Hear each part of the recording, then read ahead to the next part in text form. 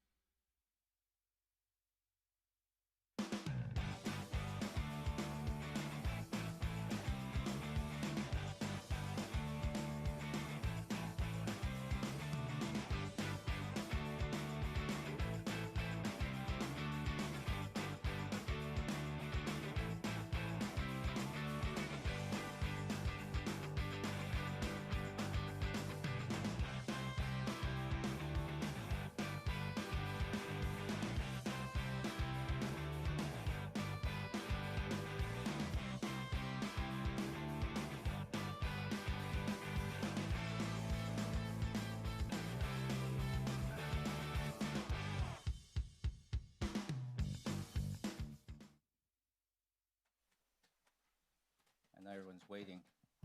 Okay, there we go. Some of you don't know, but we're waiting for recording to start. Good evening. I will reconvene our City Council meeting. It's 6:38. I want to welcome everyone joining us in the Campbell Chambers today, as well as those watching remotely. We have been in closed session. City Manager, do we have any actions to report out? Good evening, Your Honor. No actions to report. Thank you. Moving on to item 2, flag salute and invocation. We honor those who make it possible for us to be here today.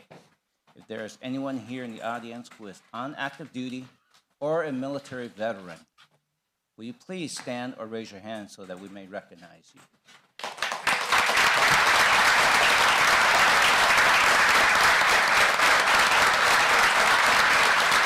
Please remain standing and all arise as Councilman Kaji will lead us in the flag salute and Councilwoman Kalani in the invocation.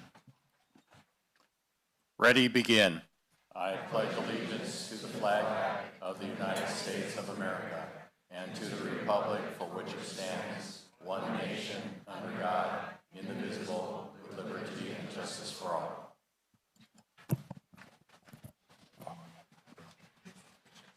If you could please all remain standing at the conclusion of the invocation to allow Councilmember Gersom to close with prayer on this third day of Hanukkah.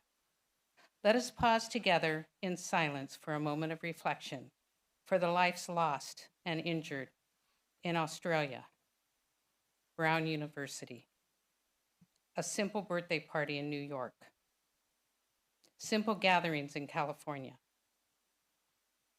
and all others in harm's way.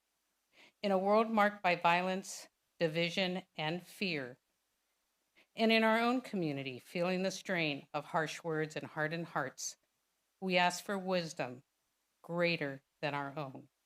As we experience the season of light, whether through the candles of Hanukkah, the hope of Christmas, or many other traditions that brighten these days, may we find inspiration in the messages of peace, love, and togetherness. May these holidays remind us of the beauty in our differences and the power of compassion. Grant us the courage to listen, the patience to understand, and the ability to forgive and to resolve in the act of service for all. May this time together be guided by a shared commitment to justice, healing, and most importantly, unity. Thank you, Councilmember Kalani. As you talk about the fear that many people in our community feel, and a reminder that Hanukkah is the festival of lights and about light. And as each night of Hanukkah goes on and we make the Hanukkah brighter, as we stand each of us here as a light, all of us together, each of our lights make a much stronger and brighter light. So I want to thank you. I want to thank everyone who's here, and I want to thank our community. Happy Hanukkah and Merry Christmas to you all.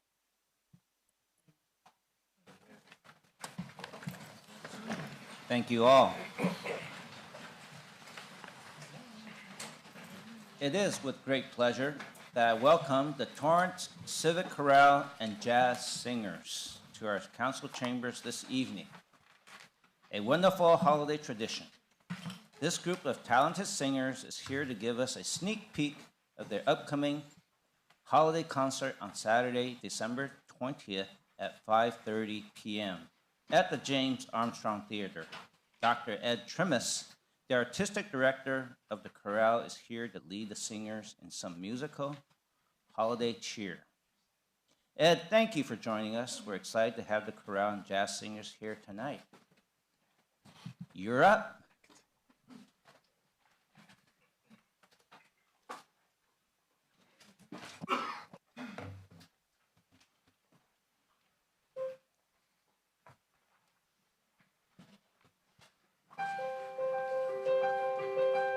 Hark the herald angels sing,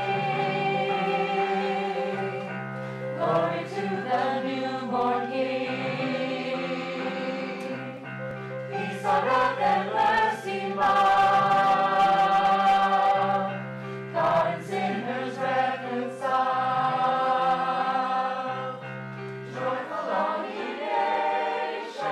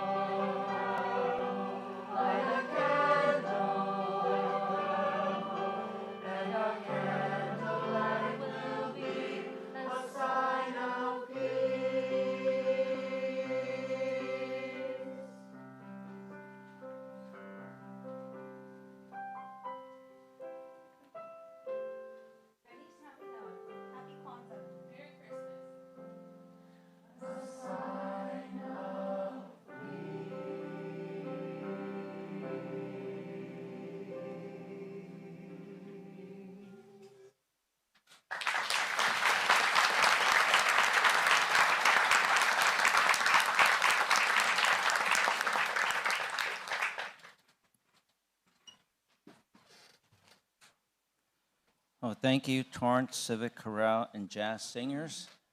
Dr. Tremis, thank you very much. Sneak preview for this Saturday's performance at the Armstrong Theater, 5:30.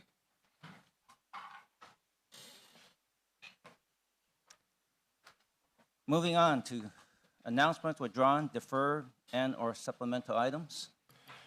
Thank you, Your Honor. Honorable Chairman and City Manager. Before the announcements, I'd like to take this opportunity to recognize and thank John LaRocque, our outgoing Community Service Director, for his years of service and dedication, as well as welcome our new Community Service Director, Ted Stevens, to Torrance. Thank you, Your Honor.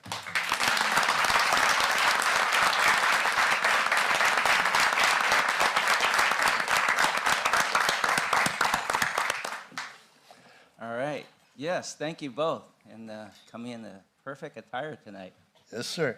There are supplemental materials, back to business, online on the city website at torranceca.gov for 8I from Public Works.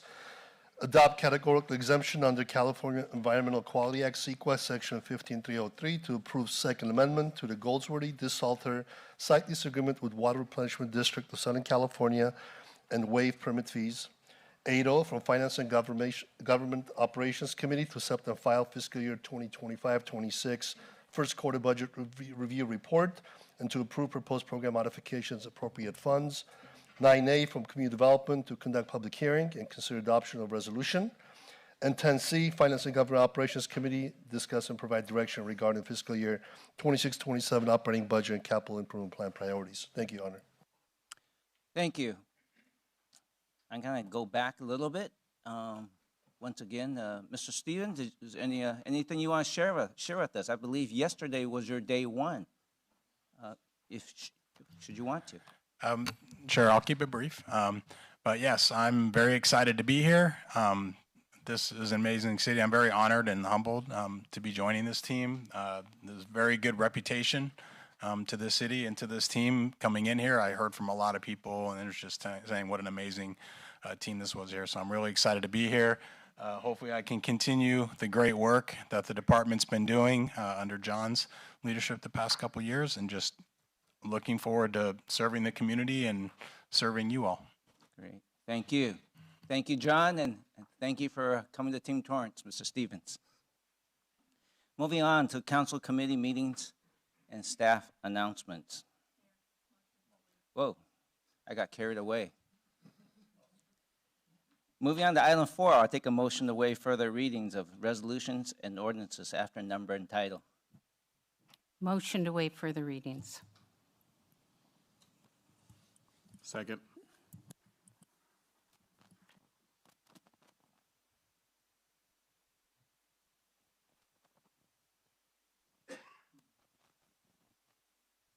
Start voting, please. Your Honor, that motion carried unanimously. Okay, moving on to item 5, council committee meetings and staff announcements. Earlier tonight, I was honored to be joined by my colleagues here, city staff, and our community for our annual menorah lighting ceremony right here in front of the City Hall. We are especially grateful to have Rabbi Didi and members of Temple Yumet lead us in this meaningful tradition. Thank you all for joining us this evening, and may the light of the menorah bring warmth, peace, joy to you and your families throughout the holiday season. Happy Hanukkah. This time I would like to invite Josh Gazayan, president of the Volunteer Center, located in downtown Torrance, for a special announcement. Thank you so much. Thank you, Mayor Chen and members of the City Council. As he mentioned, my name is Josh Gazayan. I'm the president of the Volunteer Center. We are proud to be located right here in Old Town Torrance. That's our headquarters. And for more than 6 decades, we've been serving the South Bay community by mobilizing volunteers where care is needed most. And we've called our home in Torrance since 1994. We provide a wide range of volunteer-driven services, including connecting community members and organizations and meaningful service opportunities. We are also the second largest provider of court referral community service, which serves about 6,500 clients each year. and last year gave back over 188,000 hours to the community, our parks, and every service that you can imagine. But as many of you know, our work also involves meeting emerging needs, which is why I'm here tonight to thank the Torrance community for responding in such an extraordinary way. During our recent holiday drive, the community came together to give a remarkable 30,105 pounds of food to support children, families, and all those who need it through our Food for Kids program. We can clap for that. Is that okay?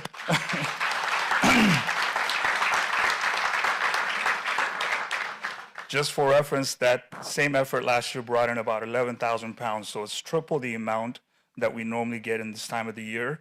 Because of this generosity, we have been able to serve more than 1,300 children and families each week without turning anyone away. This impact would not be possible without sustained effort from a lot of our Food for Kids sponsors. Some of them are here tonight, including Torrance Refining, Herbalife, and Honda. But most importantly, I also want to highlight just some of the groups who donated such an extraordinary amount of food: Journey of Faith, North High School, South Bay Food Initiative, Cub Scouts Pack 718, Torrance High, the Mueller family, and Torrance First Ward of the Church of Jesus Christ Latter-day Saints. Excuse me. These numbers represent schools, organizations, faith communities, everyone coming together to ensure that we can feed our neighbors. And I want to say thank you so much for allowing us to do that. Thank you, Josh, and thank you for the volunteer center.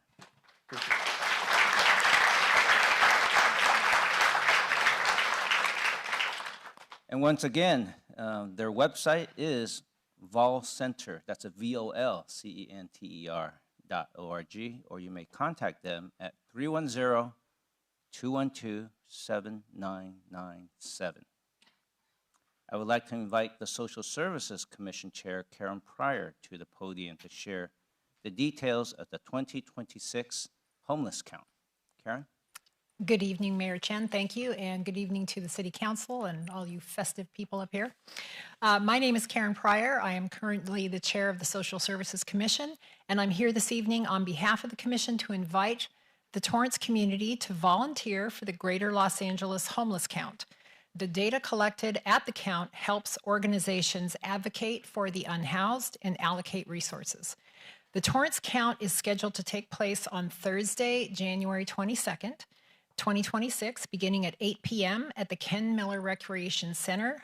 Volunteers are needed and no prior experience is needed to participate. Volunteers will drive the city's census tracts and visually count people experiencing homelessness. You must be at least 18 years or older to participate, and you can register individually or as a group at www.count.lahsa.org. Thank you so much. Happy holidays. Thank you. And thank you, Social Service Commission.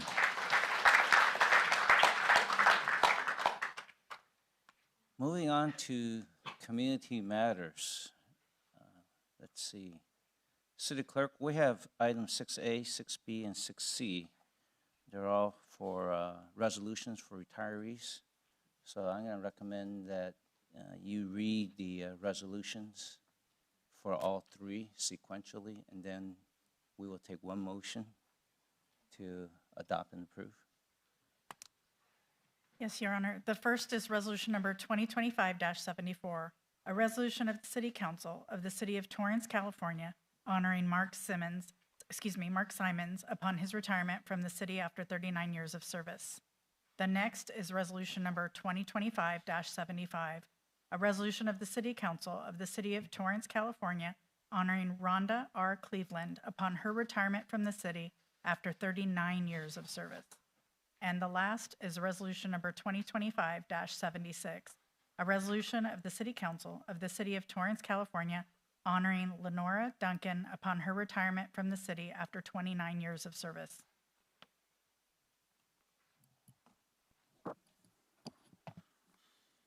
Councilwoman Kalani? Motion to adopt resolutions 2025-74, 2025-75, and 2025-76. Second.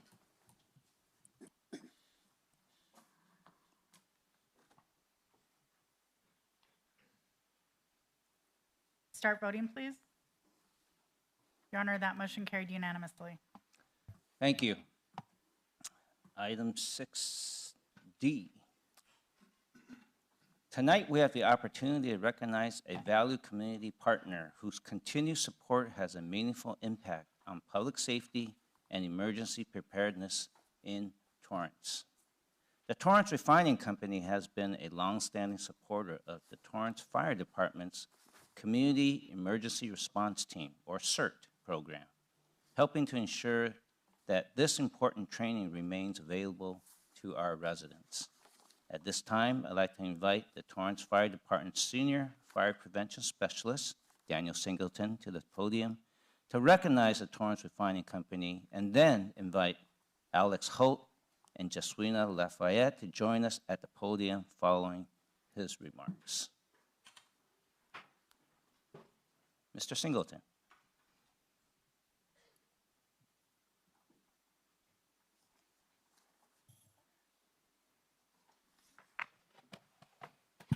Good evening, Mayor, City Council members, Senior Fire Prevention Specialist Daniel Singleton. The Torrance Fire Department would like to recognize the Torrance Refining Company for their generous and continued support for our CERT program. The Torrance Refining Company makes an annual donation to the program, and their support is a key reason we are able to continue offering CERT training to the Torrance community. The CERT program is a 72-hour FEMA-based course taught by Torrance Fire Department personnel. This year, we trained a total of 74 CERT members, and we were able to add 2 additional CERT classes. This contribution directly supports the training and resources that teach residents how to be self-efficient and how to assist their families and community during natural disasters. On behalf of the City of Torrance and Torrance Fire Department, I would like to express our appreciation to the Torrance Refining Company for being a strong community partner and for investing in the safety and preparedness of our residents. I would also like to take this time to thank our CERT members and instructors who continue to dedicate their time and energy to serving our community. Once again, thank you to the Torrance Refining Company for this generous donation. Thank you. Okay. Mr. Holt. Good evening, Honorable Mayor and City Council. I'm Alex Holt, the Safety Superintendent for the Torrance Refining Company. I'm pleased to be here tonight to give this wonderful donation along with our Community Relations Advisor, Jaswina Lafayette, to the city's Community Emergency Response Training Program. We're proud, we are a proud partner and very proud of our partnership with the City of Torrance, especially in fostering a safe community. We're grateful for the opportunity to continue this partnership through the support of the CERT program. At the refinery, putting safety at the heart of everything we do is very important to us, and it means a lot, and it takes a lot of daily focus on keeping one another safe and caring about one another to do that. So with our culture of care, this care and commitment does extend to the community, and it's very important that we keep that environment safe as well as we continue to manufacture some of the critical fuels and transportation needs, meet those needs of our community around us. Just as we say in a refinery, safety and preparedness starts with each one of us personally. And so we're glad to support the CERT program that provides our community members with the knowledge and skills to help keep themselves safe while helping others in the event of an emergency. It is by considering and caring for others and working together that we can have a stronger community. So I want to thank you in advance, the volunteers who participate in this important program, and especially Chief DeMay and his team at TFD for hosting an excellent training course. Thank you. Thank you, Chief.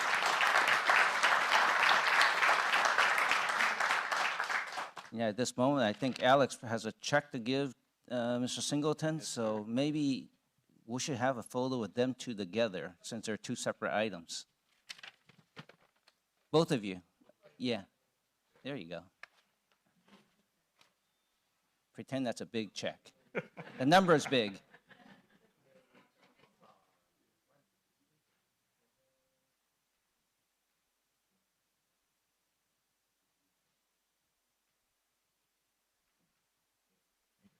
All right. Thank you.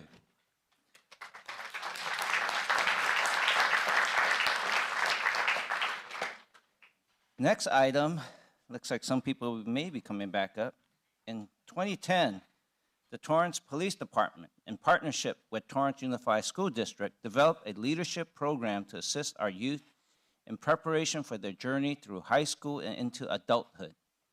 The John J. New Leadership Academy is a 10-week program designed for Torrance students who are preparing to enter high school. The program is presented by instructors proven to be effective within the police department's Torrance Community Counseling Unit. The intervention and guidance provided by the instructors is invaluable to the program participants by assisting them in making sound decisions in a number of critical areas of their lives. These life lessons will continue to be beneficial to them as they develop into successful adults. The Torrance Refining Company is generously sponsoring this leadership program by donating funds that will enable the program to continue through 2026. The donation received tonight from the Torrance Refinery will fund 2 leadership programs in the calendar year. The Torrance Refining Company's support of the John J. New Leadership Academy benefits the entire community by positively influencing Torrance youth. The City of Torrance Police Department and the Torrance Unified School District are extremely grateful to the Torrance Refinery and its ongoing commitment to our community. Now I'd like to ask Jeswina Lafayette from the Torrance Refining Company to present the donation to Chief Dunn and, okay, I'm going to get this, Miley Tai, Juvenile Division Caseworker. Okay. Sometimes you get it right. Okay. So, Jeswina, any remarks to share with us? Yes, thank you, Mayor. Good evening, Honorable Mayor and Council, community members. Thank you for having us here tonight. Again, I'm Jeswina Lafayette, Community Relations Advisor at the Torrance Refining Company. I'm very pleased to present a donation of $10,000 for the Torrance Police Department's John New Leadership Academy. Torrance Refinery was one of the original supporters of this program and since its inception, and Torrance Refining Company is proud to continue our support in partnership with TPD's Torrance Community Counseling Division. I think I get that name right. Since its inception, I believe this program has supported close to 280 students, maybe more, during an important time of transition, as you mentioned. We're really proud of the impact that this program has been making because we know that to help young people thrive, it is important that they have the support and guidance they need, especially during critical times of transition, as they face many challenges that can impact their learning important lessons inside and outside of the classroom. At the refinery, we are committed to supporting our youth in their education because we see our young people truly as our future workforce and the future leaders in our city and community. We are very grateful that we can engage in meaningful community partnerships such as this one to empower students, to motivate them to learn and to thrive. And as such, it is my pleasure once again to provide this donation to Chief Dunn. It is really an honor to work with such a distinguished public safety organization who is not only our partners in safety, but also partners in education. And we thank the wonderful team at TPD who facilitate this program together with our other community partner, Torrance Unified School District. So once again, Mayor and Council, thank you very much. And I'm here to present another check. All right. Thank you, Torrance Refining Company.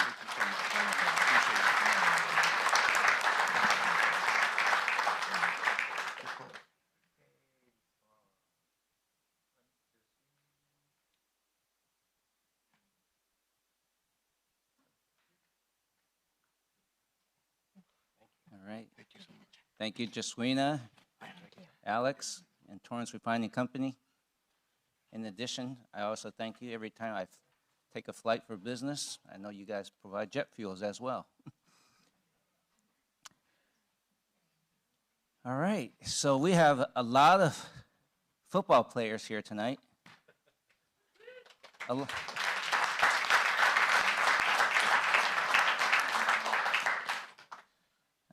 And I see the family of the football players, so I think they're probably the main consumers of beef in our city. Tonight, the City of Torrance is proud to recognize Torrance High School Tartar football team for a truly historic and unforgettable season. Entering their final regular season game, the Tartars had 2 goals in sight, completing an undefeated regular season and, could be dangerous here, defeating North High School to snap a 12-game losing streak. On Thursday night, October 30th, 2025, they accomplished both. With a hard-fought 28-21 victory over North, Torrance finished the regular season 10-0 overall and then 5-0 in league play, officially clinching the Pioneer League championship.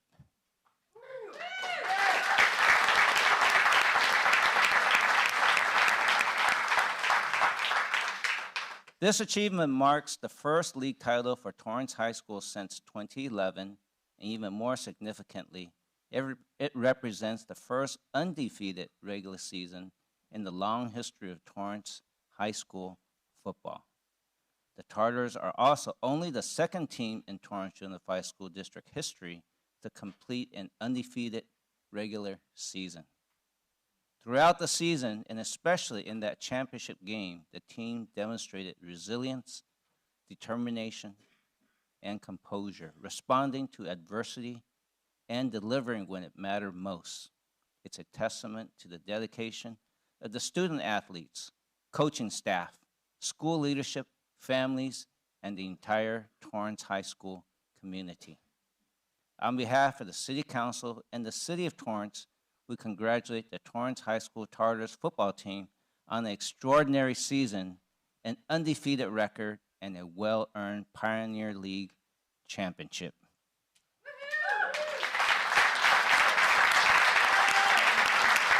Please join us in giving them a well-deserved round of applause. And please, I'm going to invite, first of all, Coach Carter to the podium to give us a few remarks.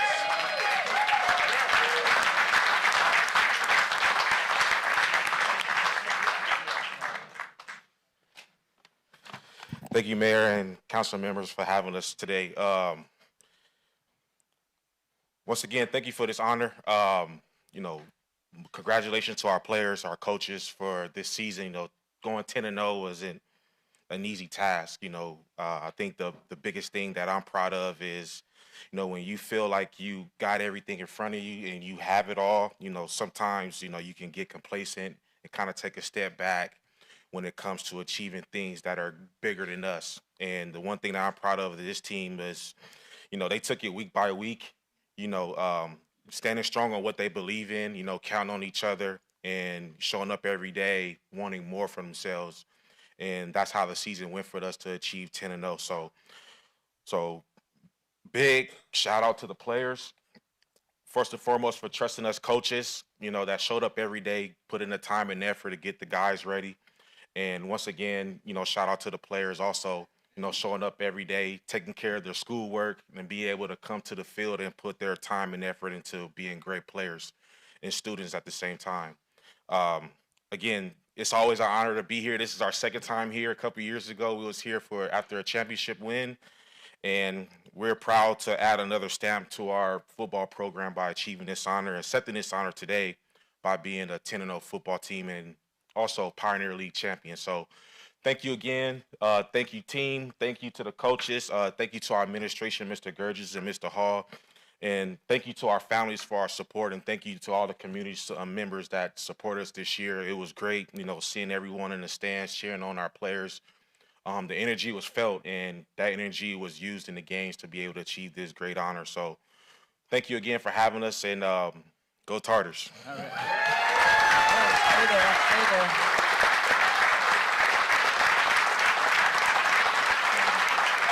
Okay, this is what we're going to do, right, Coach? We're going to, let's ask your coaching staff to come up. Yeah, so can I announce the coaches? Okay, we have a few of our coaching staff members. If y'all can come up and help me pass these out. We have our linebackers coach, Coach Myers, here tonight. We have our defensive coordinator, Coach Brian. We have our wide receiver, frost-off head coach, Coach Roos, and we have our defensive back coach, Coach Prothro. All right. Okay, so do we have the certificates? Here you Do repeat we have that? the certificates? Yes, I have the certificate. Okay, So so this is what we're gonna do. You know, I know it doesn't, how many people it takes to turn a light bulb or screw on a light bulb.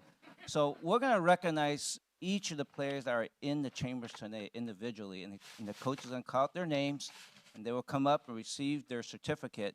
And please stay up in the front, and as you follow through, I'm gonna ask you guys, to even out the court, sort of, and then you'll get a big group photo facing that way when it's all done. Coach, you got the mic. all right, the first player I'm going to bring up is Eric Rivera.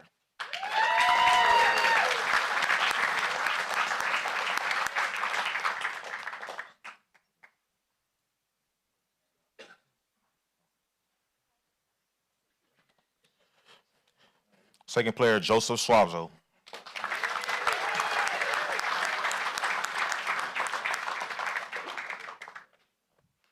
I'll suggest that after you receive the certificate, start filing in on this side of the chamber. come to this side. Otherwise, the chamber is gonna tilt the other way. Okay. Kyle Mugford.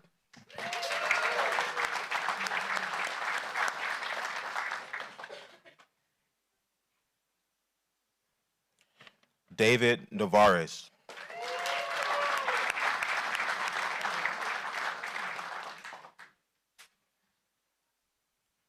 Amir Phillips.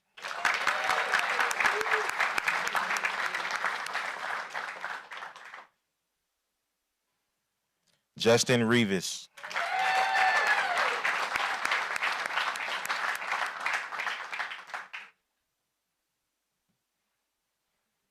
Reed Sandoval.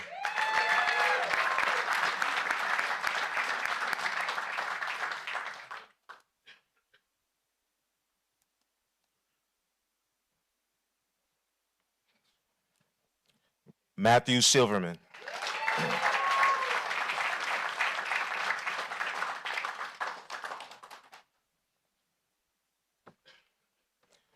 Colin Tucker.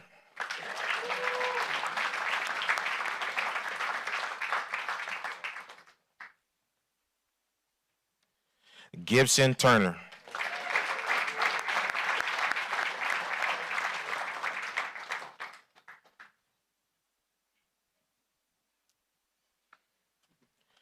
Zach Williams.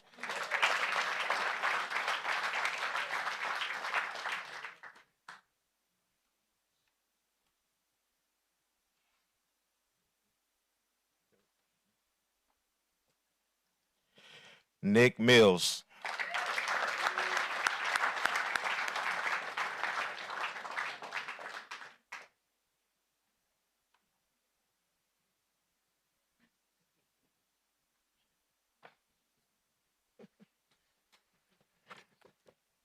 Joseph Damian Monteverde.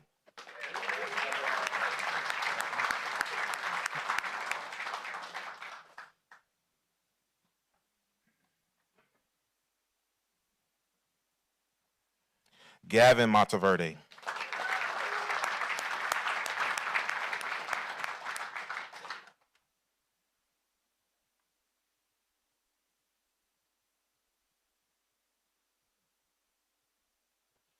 Nolan Myers.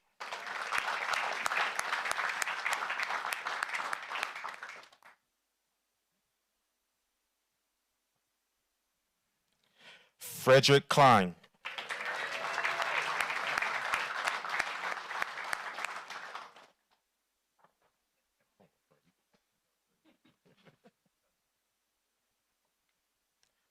Wyatt Hing.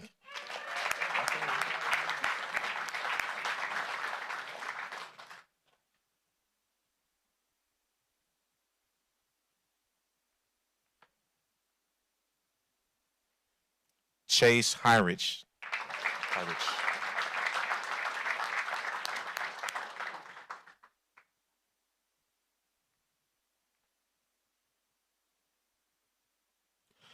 Joseph Hernandez.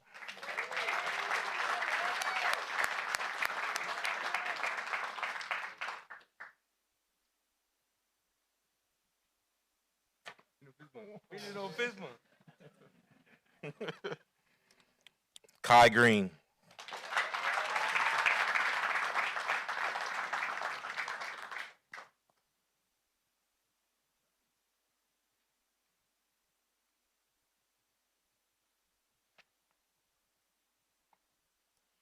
Jacob Gomez.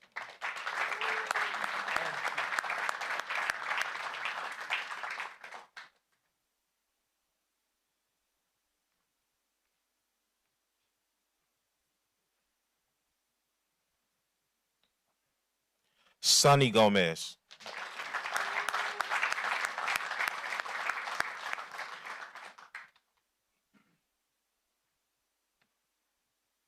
Leonardo Forota.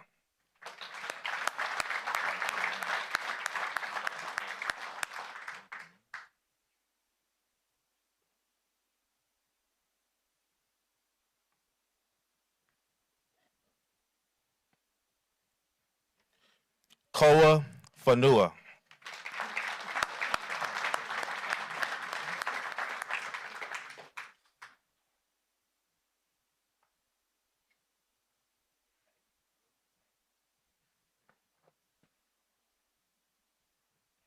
Yoan Evans.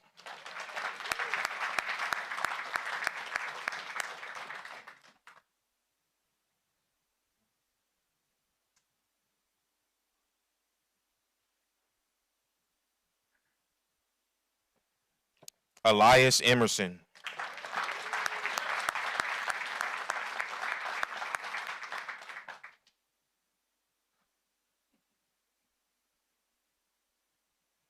Morgan Dixon.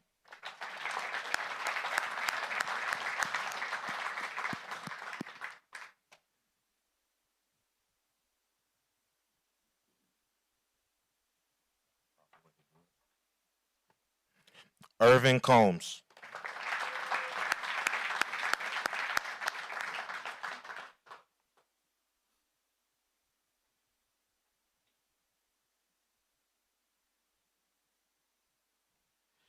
Christian Chavez.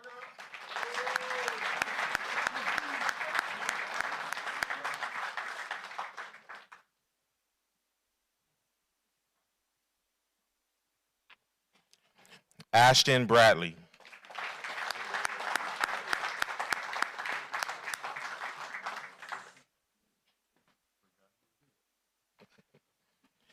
Jason Garcia.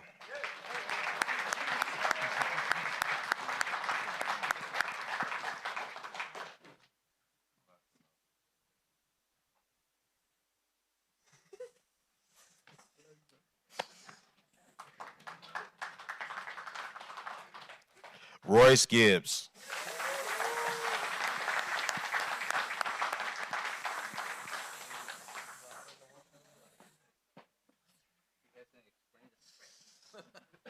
That's a kid's thing. Okay. All right. Okay, I think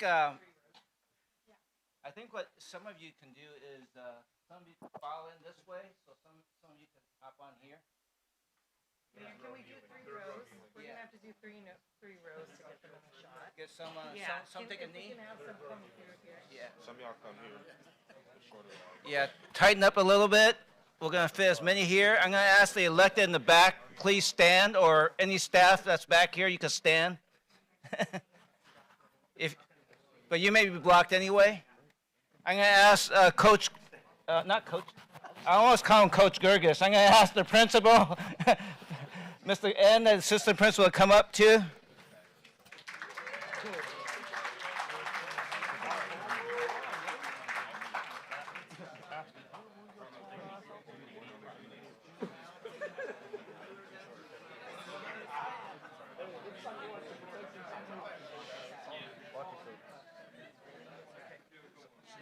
Certificate here. I'm going to let you hold it, and I'm going to go back up. So I'm going to let them adjust you guys. I'll come back.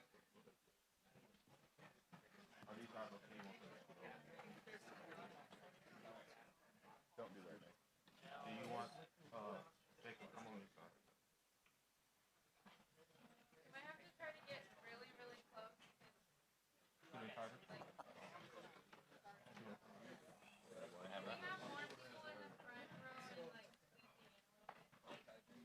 One more row. Just in this row, you guys can just squeeze really tight, and then fit as many people as you can in the front. Kai, come over this side, please.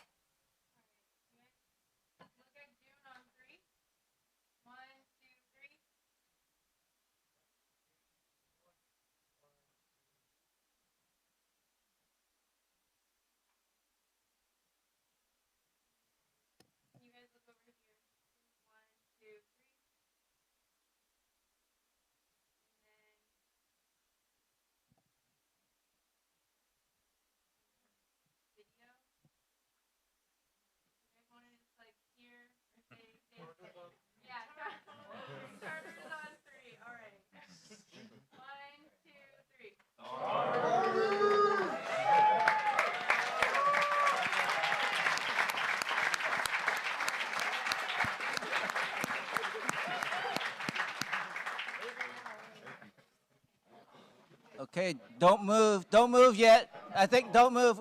We're going to ask the city photographers to move aside because parents want to take photos. Yeah. Parents and family want to take photos. Yeah, Chief DeMay, go ahead. Yeah, go ahead, go ahead. Yeah, come on, Chief.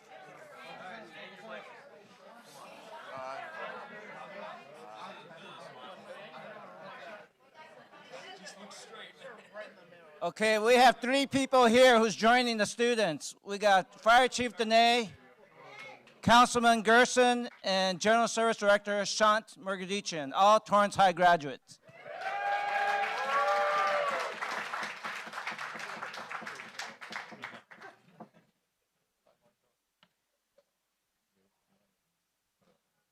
I think one of the parents is telling the students, players to smile. No. Don't listen.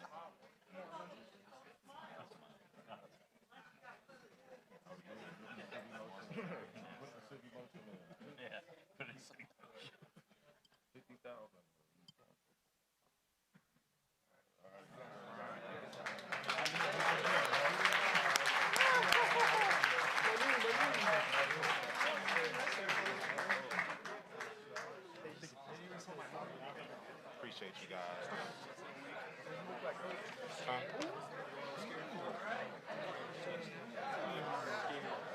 Where's that going?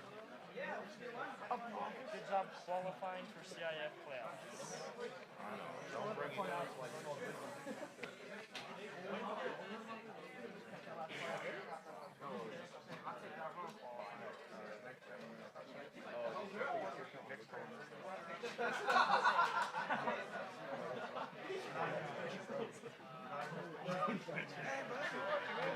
I'm great. Thanks for everything. Oh, everyone's good. 7-3. Yeah, well, thanks for saying hello. Good to see you. Good to see you, bud. Thanks for doing it.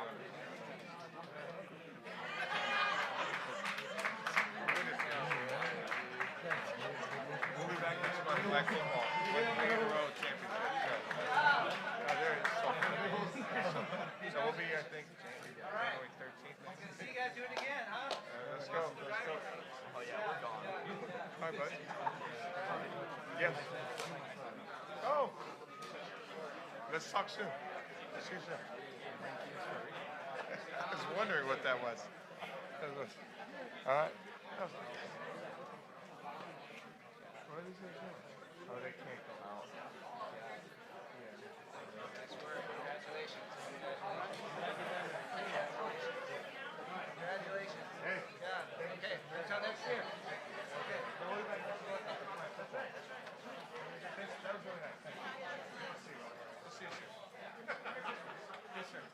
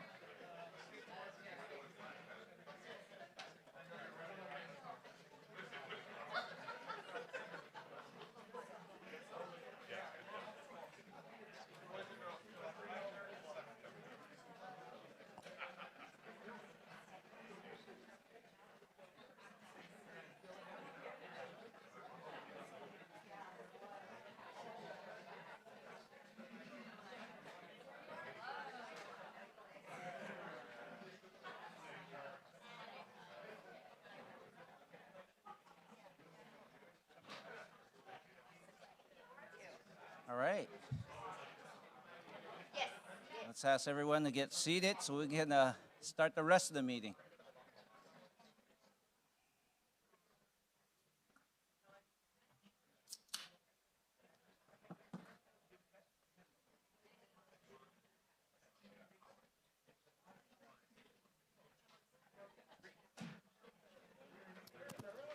Councilwoman Kalani, please report to the dais. Councilwoman Kalani, please report to the Start. dais.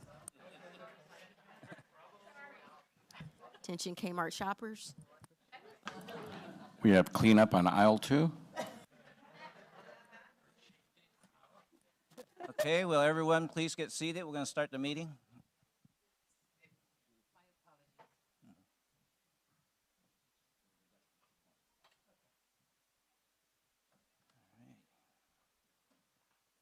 Moving on to oral communications number 1. This portion of the meeting is reserved for comments on items under the consent calendar or items that are not on the agenda. Under the Ralph M. Brown Act, City Council cannot act on items raised during public comment, but may respond briefly to statements made or questions posed, request clarification, or refer the item to staff. Speakers in the orals are limited to either oral communications number 1 or oral communications number 2 and no longer than 1 minute per speaker. Time starts when you step up to the microphone. If presenting handout material to the council, please provide 11 copies to the city clerk before speaking. Handouts will be distributed while you speak. My understanding, city clerk, is that you did not get sign-ins ahead of time, and which is still okay. It's 7:31, got 15 minutes. So for those who wish to speak, I would say start queuing yourself up under the microphone. This is on items not on the agenda or consent calendar, okay?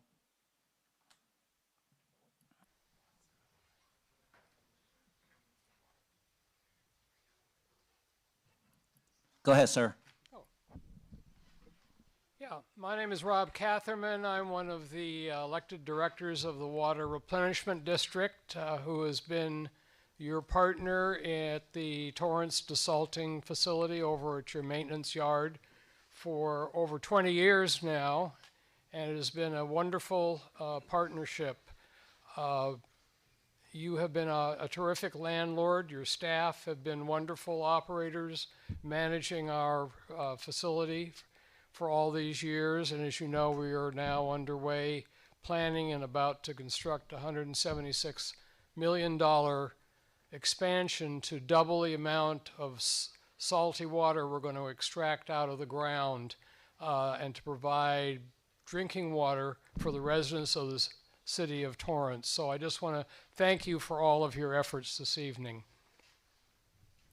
Thank you, Mr. Catherman, for your partnership and for your service as well. Hello, my name is Susan Niemeyer, and as many of you know, I have a real passion for animal welfare, and I just want to give a great heartfelt thank you to John LaRock here, who's been our Community Services Director. A few years ago, I brought up some concerns about animal control, and he was so gracious. We met twice on Zoom with members of the City Council and with the city staff, and you've just been a real leader in our community. And I want to wish you the best in your retirement. You've been really responsive, and you've done great work for our city. And so thank you so much. I welcome Ted Stevens here in that position. And but really, I came here to thank you, John, for your service and everything that you've done for our community. So thank you so much.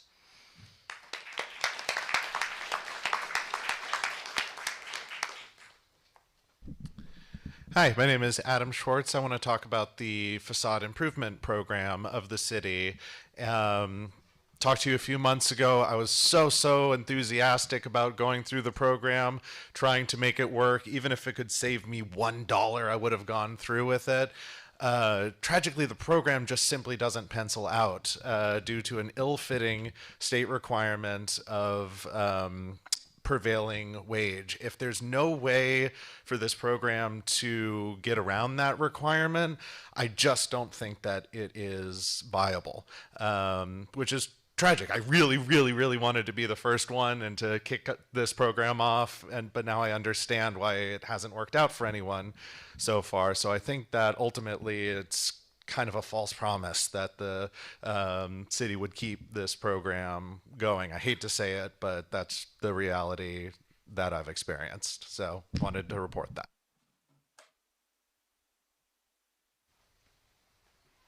Happy holidays, everybody. My name is David Kartsonis, and I live in North Torrance. I wanted to echo what was just said and thank John LaRock for his years of service to our city. We appreciate everything you've done, and you've definitely made an impact here. So thank you for everything you've done. I mentioned this at the last council meeting, but I think it's worth mentioning again.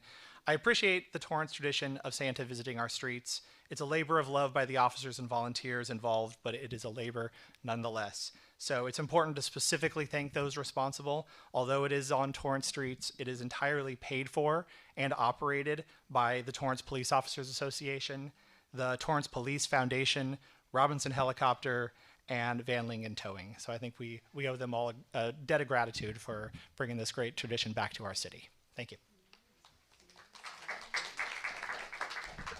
Good afternoon, City Council members. My name is Sheila D. Richardson, Exclusive Systems, President and CEO. Mayor Chen, you weren't here last time I came, so I wanted to come so you would know who the emails were that you received from Exclusive Systems. I am over at 21221 in the new location over there in the Torrance building, and I wanted to just introduce that and make sure that you can come to the walkthrough on December 29th from 11 a.m. to 2 p.m. It's just going to be a walkthrough of the building and of my services and of my office. I look forward to seeing you then and all of our constituents' concerns, information that I did discuss with you as well. Thank you. Thank you. We still have some time, a little bit of time left. Anyone from the public wish to speak? All right. We will move on to the consent calendar. Do any council members wish to pull any items listed under the consent calendar? Councilwoman Lewis. I'd like to pull item 8D, please. 8D. Councilman Shake. Thank you. I'd like to pull item 8N as in Nancy. 8N. All right. See if anyone else clicks in. City Clerk. Are there resolutions for you to read that we can approve on? Yes, Your Honor, that you can adopt.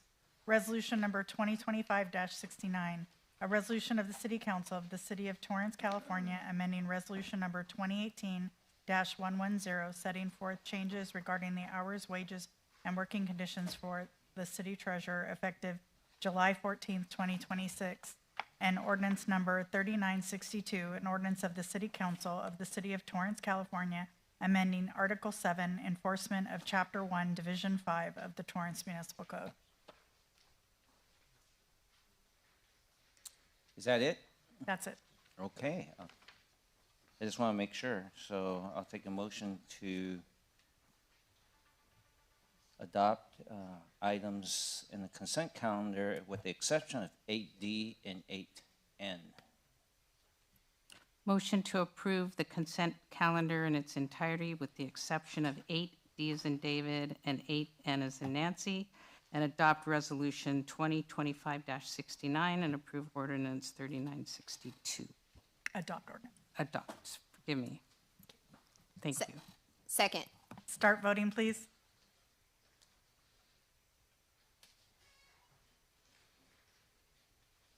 Councilmember Gerson. I'm waiting for it. It says voting in progress, but You can't. I have nothing on my screen. Can I just say aye? Yes, thank you. I can do another roll call to see if that fixes the issue. Your Honor, that motion carried unanimously. Okay. It looks like Councilwoman Kalani, I'll clear her from there. All right. item 8D. I believe that's from the police department. Yes, just really quickly, this will be a question that's going to bounce between Human Resources and our City Attorney's Office. I'm familiar with that Terry Black has done some recruitments for department heads in the city of Torrance in the past. I just want to make sure that we will not be using them for future recruitments if they're also going to administer the DOJ contract. Yes, good evening, Honorable Mayor and Council members. Hediye Kajavi, Human Resources Director. To my knowledge, I don't recall Terry Black doing recruitments for department heads. All recruitments are handled internally, so not sure. That is Adam Torrance, City Manager. The last 11 department appointments were all done by HR, and we do not anticipate using external recruiters, or at least have been creating any conflict of interest with this particular recruiter. Okay, I just want to make Thank sure you. because I know Absolutely. they do have a public safety division. I'm sorry, not public safety, a public administration division that recruits for department heads all over the state of California. So I just And want to they do, make sure. Absolutely. Thank you, Councilman.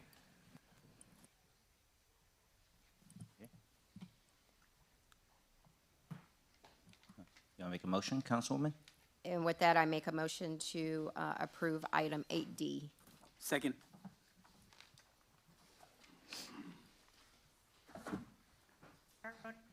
Start voting, please. You still can't. Let me get a hold of Kevin. How would you like to vote? I can tell you I'm also having issues with the agenda, like Okay, we'll disappearing get a every hold of few- Kevin for you. Okay. Was I vote that? Bless you. a yes? Aye. Thank you. Thank you. Your Honor, that motion carried unanimously. Okay.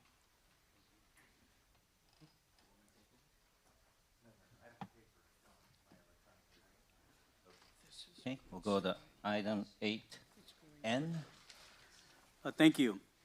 It is about the Strategic Plan Committee update.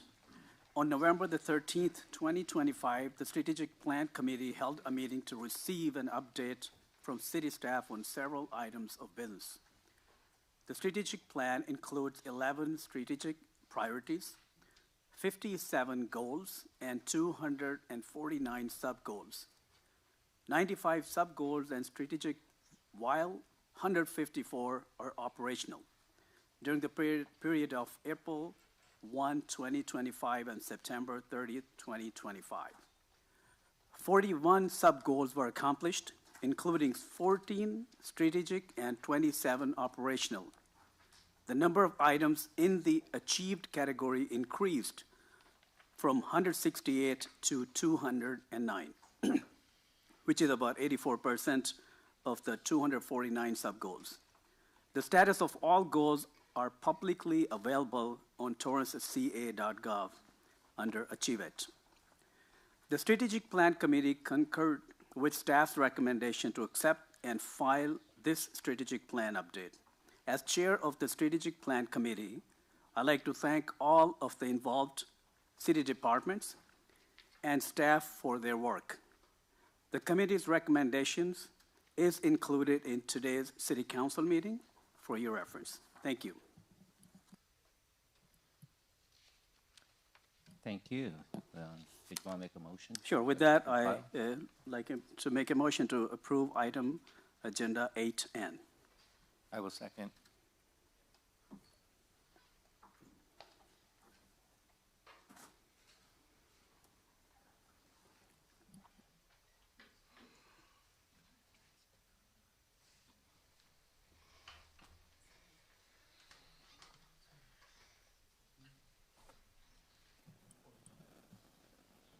Rebecca, can you send Kevin over? My screen is frozen.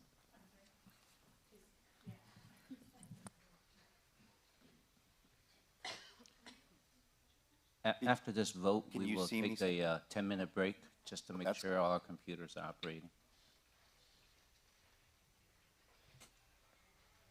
I vote aye.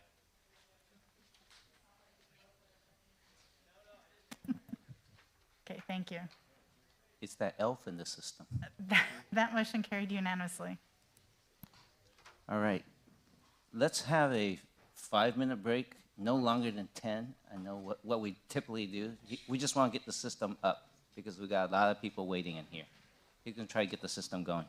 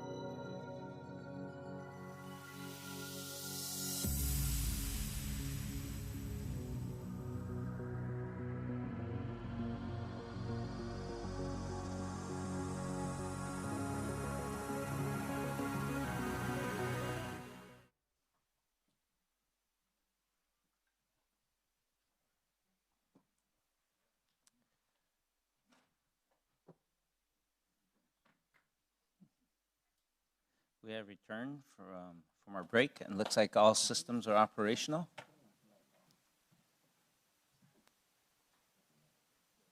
Moving on to item 9A. I believe 9A, there's a request to continue this item 9A. Your Honor, Danny Santana, City Manager's Office. That is correct, but we're asking the council to continue it to a date certain.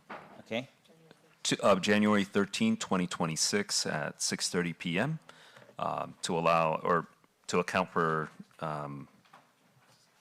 no need for further public advertising. I'll make that motion. Second.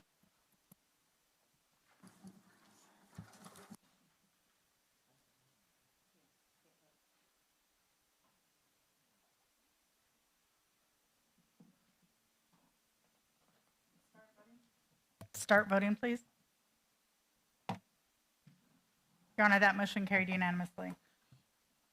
Thank you. I hope there's no one in here for that item. Okay. All right. Moving on to administrative matters. Item 10A from the city clerk. Is there a staff presentation? Yes, Your Honor. Rebecca Poirier, City Clerk. It's the recommendation of the City Clerk that City Council discuss and consider amending the Torrance Municipal Code to consider changes to city commissions by combining commissions or changing how often they meet. At the City Council meeting of July 8th, 2025, Councilmember Matucci received concurrence for the City Clerk to bring back an item to discuss combining commissions. Additional consideration could be made to alter how often commissions meet. Combining commissions would increase the efficiency and effectiveness of both the commissions and the departments. It would provide more opportunities for commissions to research issues under their duties as defined in the Torrance Municipal Code. In 2015, City Council added the Social Services Commission. In 2017, the City Council added the Historic Preservation Commission. And in 2023, the City Council added the SST Citizens Oversight Commission. This increased the number of commissioners to 91 plus 18 youth council members. Currently, commissions meet every Monday, Wednesday, and Thursday of the month. Tuesdays are reserved for city council meetings, and the Torrance Rose Float Association and the Sister City Association, which use the West Annex Commission meeting room.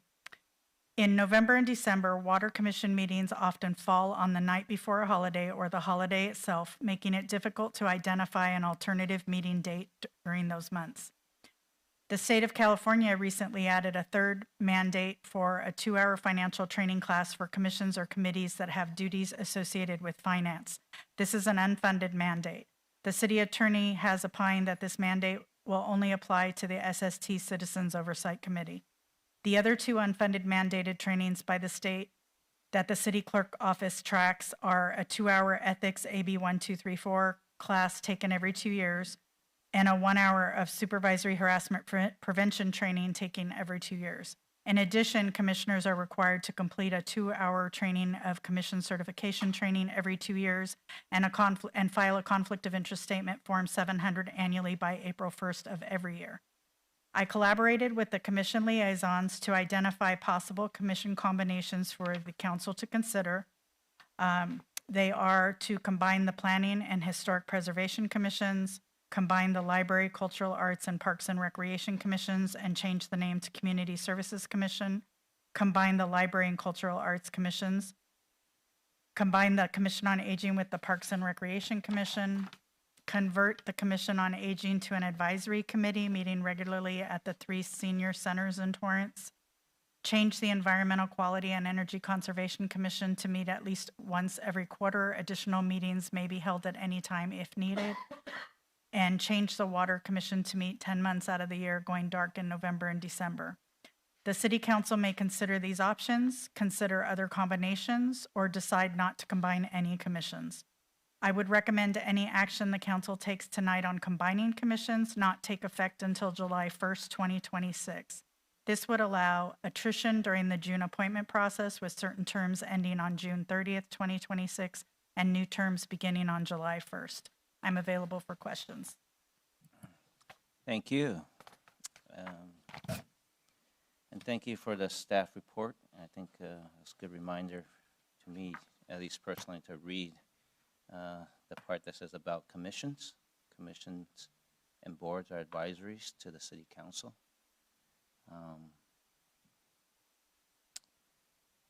At this time, let's go to the public. For those who, I assume no one has signed up electronically. Would that be correct? I don't have a sign-in Yeah. list. So we'll just do just like we did with the oral communications. So each person will get 1 minute. You could queue up, and after 1 minute, your microphone will go silent. So please stay within the 1 minute. Go ahead, sir. Thank you, Mayor, Council. Happy holidays. My name is Kurt Wiedemann, District 1. I think you would do a grievous disservice to the community and yourselves by merging commissions. The fact of the matter is, I'm especially concerned about merging the Planning and Historic Preservation Commission. You know, I have a very unique take on this because I served 7 years as a planning commissioner, and I served 6.5 years so far as a Historic Preservation Commissioner. And as a matter of fact, the Historic Preservation Commission, I was on that dais when we voted it in 2017. The reason I say this, and my unique perspective, is they have totally dissimilar responsibilities. Of course, planning has land use and development. Historic preservation is preserving the bedrock of our downtown community. Thank you.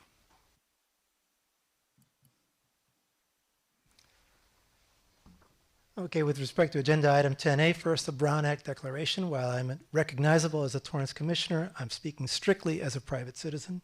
The Planning Commission should not be combined with historic preservation. Historic preservation is a different specialty with a different focus. By its nature, may be at odds with development. A combination of the two would dilute the written intent of both bodies. The state government continues to pass many laws affecting land use, zoning, housing targets, ADUs, the Housing Accountability Act, local control, overlay zones, etc. Planning commissioners have to stay educated on all these new laws.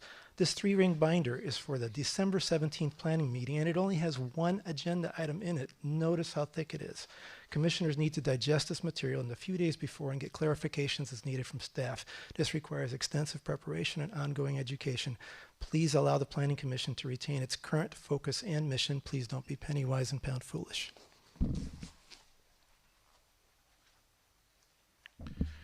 Everything I'm about to say is strictly as a private citizen, not as a commissioner. Please don't change any of the commissions. We are specific for a reason. The specificity of commissions attracts people who are interested in and experts at these specific things. To have, just a general commission is a disservice. You guys up there are the generalists. In a perfect city ecosystem, we talk. We as the commissioners can chew on these specific issues and give it back to you. Truly, this is unwanted. Nobody wants this, and truly it is an insult to us as commissioners. We had our football team here. Why don't we combine them with baseball? Whatever. It'll be more efficient. But that's wrong. We all know that. Same here. Thank you.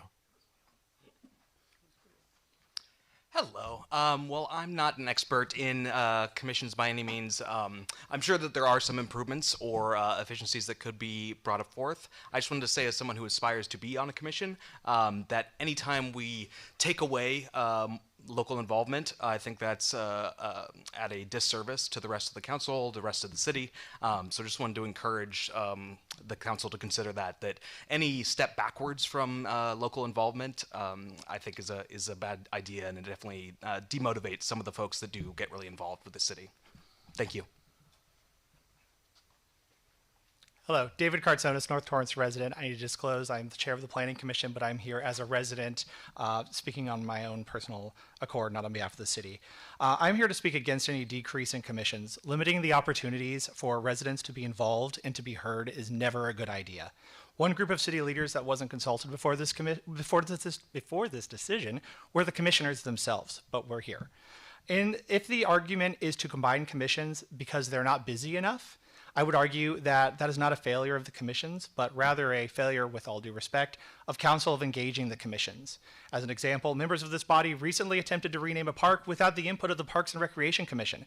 I served on the Parks and Recreation Commission when the World War II camp wall was conceived. I had the opportunity to meet with Kanji Sahara, gain the support of the community, and I had the opportunity to be one of the first people to support that project coming to the city of Torrance. That's how a city should engage with its residents and utilize its commissions. Lastly, the Planning Commission and the Historic Preservation Commission have wildly different. Good evening, Julie Dojiri. I'm speaking as a private resident. Our commissions are the community's voice in city government. They ensure diverse perspectives are heard, foster transparency, and strengthen civic participation. The proposal to combine commissions will make these meetings 3, 4, or even more hours long. They prevent important items from being fully addressed and dilute the overall effectiveness of commissions. Reducing the number of meetings will further limit public participation. Residents rely on open forum to raise issues not on the agenda. Fewer meetings means these concerns will go unheard or delayed, eroding responsiveness. Weakening the structure of commissions silence residents and undermine public trust. I urge you to preserve the current structure. Hi, good evening. My name is Joy Sun. I'm on the Library Commission, but I'm here as a concerned citizen of Torrance. Parks and Recreation, Culture Arts, and the Library Commissions are the pillars of the Community Service Departments. Each one plays a distinct role and each serves focused attention. We've already seen that arts take a step back in education, and I don't want to see libraries slowly lose their voice in the city of Torrance by being combined into a larger commission. Libraries support our communities in a very real way. They serve students, families, seniors, and residents who rely on access to information technology and safe public spaces. The work is broad and meaningful, and it requires dedicated oversight. When commissions are combined, important issues don't go away. They simply don't get the attention they deserve. Our libraries matters. Keep the Library Commission independent to ensure that they continue to receive the attention and advocacy needed to serve our community well. Thank you.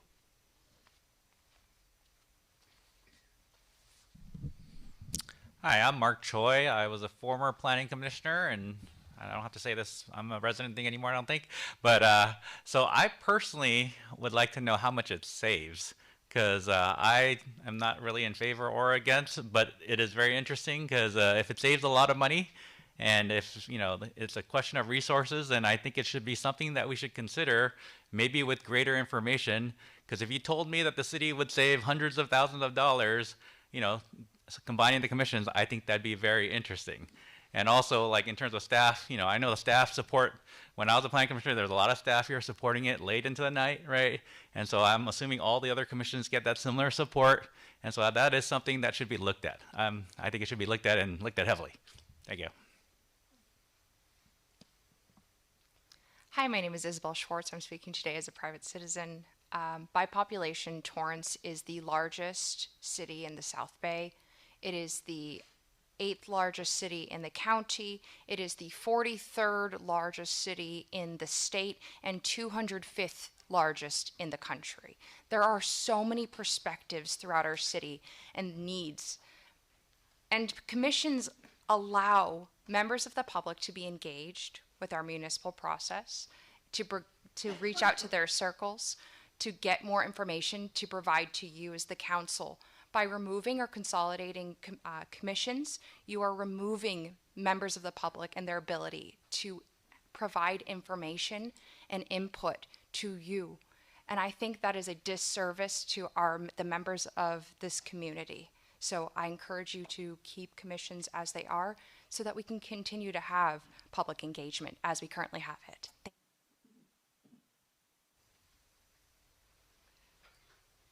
Good evening. My name is Janet Payne. I'm speaking as a private citizen, but I have some experience as a 9-year Park and Recreation Commissioner. When I was appointed to the commission, I was absolutely thrilled because I was going to get to help do something. And it was my understanding that the commission as a group and us as individuals could make a big difference in the amount of work that the city council would have to do, that we could review things, bring some findings back and save you all a lot of work. Well, one thing we worked on was the park project that provides benches and trees in the park. And I personally spent untold hours for 1.5 years, as well as other commissioners did. And when we presented you the package, You accepted what we brought. You're telling us that you can't afford it. It's a lot of trouble, but you don't realize how much we have given to you of our time, and that's worth a lot of money. And we feel good about it. So please don't change that. Modify, be efficient, but please don't change.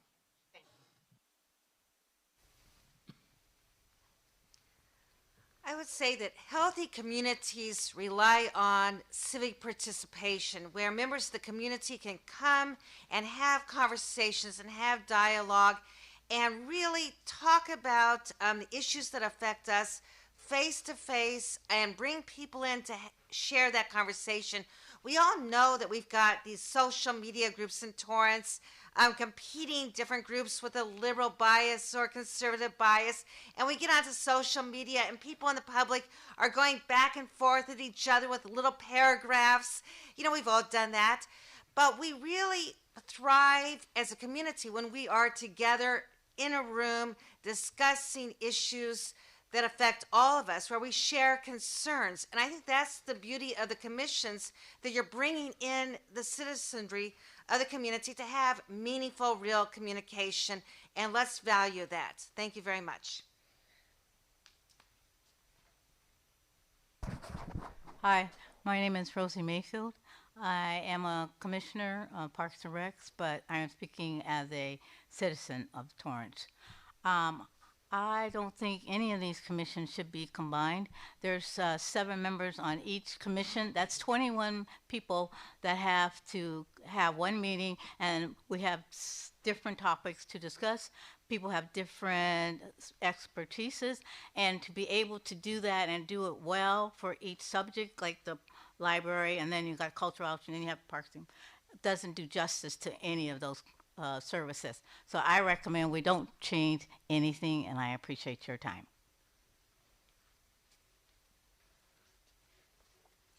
Dana Berman, 45-year-old Torrance resident, District 4.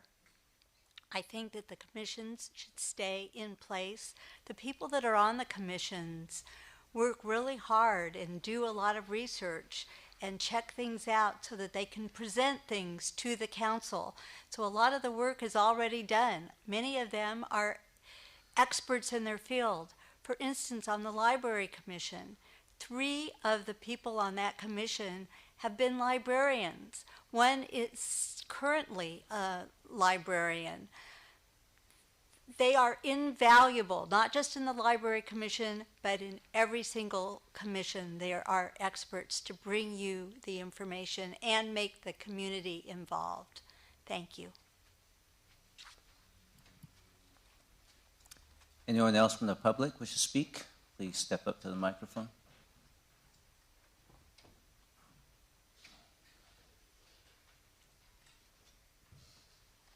Okay, I don't see any. Now let's go to the council. Let's see. Any members of the council? Okay, Councilman Matucci. Thank you, Mayor. I just want to remind everyone that the discussions that are, being held in each and every one of those commissions will not stop. They will just be transferred over to other commissions. At least that's the idea. We're doing this exercise to look for efficiency because every commission, every meeting takes up a lot of staff time. It's evenings that they're away from their families as well. Tax dollars that are being spent. Sometimes the agendas are pretty much so light that they have to kind of, in a way, invent things to talk about. At least that's the feedback I got from those that put those agendas together. So the idea here is to find ways that we can efficiently continue having these discussions and public input without, having so many different commissions. I do also think that, all the arguments are great. I agree. I don't think anybody should be sent home. But I think through a little bit of attrition, some of these individuals that have been serving for many years may not even be eligible to get reappointed. I don't think anybody should be sent home. But I do believe that I don't know what the exact numbers are that we're spending on all the different commissions, but I think if there is a considerable saving, it is something that we should consider. I really do think that we need more information to make we need to see the numbers. We need to see how much we're spending. And also, I'd like to see a little bit more input as far as the difficulty of keeping the agendas filled. At least some of the feedback that I got was that they literally have to come up with stuff to put on an agenda just because it's scheduled on a certain day and you need to have something to discuss, so they just kind of put whatever on there just to keep everybody busy. That's not working efficiently. So we either cut down the number of meetings for certain, there might be some commissions that meet on a monthly basis that could maybe meet quarterly. I don't know if that would be something that we could consider, but I think that's something that we can all discuss. But I'd like to see us be a little bit more efficient and maybe do a little bit deeper dive on the the economics of this stuff. But nobody's going to be silenced. We can all have the conversations, but let's just be a little bit more efficient. I think it's a wise move to at least continue the conversation and not necessarily make a decision tonight. Thank you. Councilwoman Kalani. Thank you, Mayor, and thank you, Councilmember Matucci, for your comments. I appreciate them very much. As we've recently seen, the public input is very, very important, and the city commissions, I believe, are a vital way to maintain a consistent public voice in the decision-making process. So I, too, would like to see us maybe go to the commissions and find out how often they need to meet. But I believe that they should be kept separate because in reading the mission statement for every one of the commissions, they're all unique and they all have purpose. I'd like to also ask a question for staff. I think it would be valuable through this very delicate period of trying to make the Armed Forces celebration and parade sustainable, if it's possible to even come up with an additional commission dedicated to the Armed Forces so we can have the public voice. Is that something that's possible? Sure. We have a public safety employee relations committee. My recommendation would be if there was to be additional engagement of the council, perhaps we can go down that path. Adding another commission, we can definitely explore that.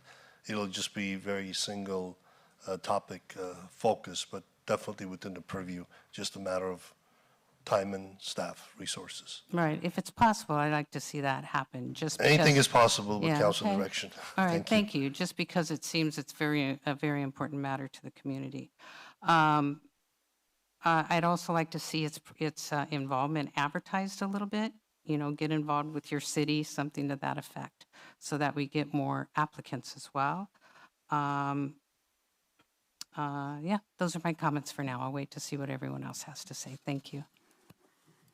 Councilman Sheikh. Thank you. First of all, I want to thank to all the commissioners who have been serving. You literally are the eyes and the ears for all the council members, also for the staff, because you represent our residents. Thank you for all your service. Before I say, I personally made a lot of calls to some of the commissioners and also to some of the residents, non-commissioners, just to get their input. I'll discuss and I'll share with you some of the comments that I received. But before I share that, Madam Clerk Boyet, I have a question. Do we know how many vacancies do we have at the moment? Yes, Your Honor. It's actually attached to the item. Yes, I'm aware of that for public. Yes. Cultural arts is down to 5 members. Library, I believe, is down to 6. So currently, I'm SST is down to 6 as well. I'm sorry. Historic preservation is down to 6 members. Trying to see here. I already said library, correct? I think that's it. So we have around 91 commissioners. That's if each one of them is fully. Correct. And about 78% we have commissioners. About 20% they're not. They're vacancies. If we just add up like rough and give and take, about 20 plus commissioners, 20 vacancies that we have. I don't know if it's 20. I would have to double check. Right, it is on that time. But anyways, the point is that 80%, or let's see, 70%, if we leave it off, it's still a good representation that our city, our residents, they want to get involved. And there are few that resigned for some personal reasons.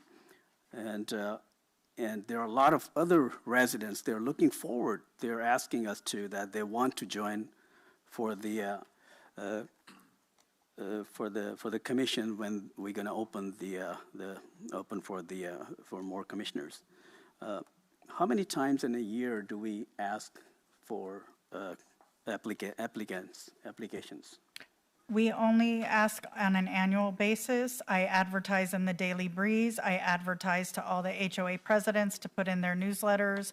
I send notices to local colleges, the Chamber of Commerce. I have asked TUSD if I could send flyers or information out to the parents of the school districts, and they have declined me. If we've put it on our social media accounts, the city's Facebook, X, and all the other advertisements. I've advertised on the electronic billboards that the city has. I've advertised to our own commissioners and asked them to reach out to their neighbors, family, and friends that live in the city. So I have been reaching out to several different areas to get applicants. Okay, thank you. It's very time consuming, as well as tracking the training is very time consuming. My staff and I have sent up to 10 emails to different commissioners to complete the training that's required. It's a lot of tracking and a lot of staff time spent on that they could be doing the rest of their tasks. And I believe there were several liaisons that have shared with me that many of their staff that stay for these commissions earn overtime. So it would be I don't have the exact numbers, but it would be a budget savings to the city, as well as the minute secretary budget savings, because we do pay 3 contract secretaries to take minutes at each of these meetings. So are you suggesting we do not have the numbers at the moment? How much saving will that be if we combine? I'm sorry? Are you saying, do we know if there will be any material savings if we combine some of the commissions? I don't have the exact numbers, but yes, we would save on staff time and materials, printing the agendas, sending, staff time sending the agendas. Some of the newer liaisons finding and locating issues that fall underneath the commission's purview per the Torrance Municipal Code so that they can have a meeting. Then there's also booking the rooms. There's staff time booking the rooms, custodial time setting up the rooms. So there's a lot more involved than just the staff that attends the meeting. Can we do something to make that process efficient rather than reducing the commissions? That you have a lot of different ways that you're calling and you're asking them. It seems like it's all logistic and procedure. It takes a lot of time. Of yours time, can we find some efficiency in that aspect? Well, one efficiency that the city manager's office and the city clerk's office is working on is possibly using AI to create the minutes, or we currently have one meeting for city council, having the commissions move to one meeting so that most of the commissions are on action minutes. Then when the staff activates the items at the meeting, that would create the action minutes. So then the minute secretaries for those particular commissions would go away, but that's a smaller savings than the amount of staff time that goes into it. So that there is that we have been looking at and working towards. There are some commissions that would still require brief summary minutes. Planning and civil service will always need a minute secretary to take brief summary minute notes for those because they are, they do have legal implications from those commissions. Thank you, Madam Clerk. So what I'm hearing is that, first I'm going to share some of the comments I received by calling some of the residents and commissioners and non-commissioners. One comment was that it will reduce opportunities for residents to serve. Somebody said, commissioners give non-elected residents a voice in city governance. Someone said, it's a wrong message to our unsung heroes. There are lots of other similar. I understand that there is a lot of time consuming, but I think there are a lot of interest within our communities. They want to serve. And by combining them, it may not be prudent for our city not to have those so many people that want to serve and reducing that. So maybe we can help you find some more efficiencies, probably have some kind of contractor to hire and see how we can make your process more efficient. So having said that, I think it's not a good idea to have less engagement from our commissioners. Like I said earlier, these are important. They are unsung heroes. They do a lot of things for our city. The only request from to the commissioners is that get engaged a lot with your council members. I've been telling a lot of you guys to please let us know how we can improve or make it more efficient to the commissions. So if you have ideas, because you are right on the, you are doing it. So give us more input how we can make it more efficient. Thank you. Councilwoman Lewis. Thank you. This question would probably go to City Clerk Poirier. Can you walk me down the path of how we got to the suggestion of combining or creating efficiencies for the commissions? Yes, Your Honor. We have a leadership academy called Mary K. Giordano Leadership Academy.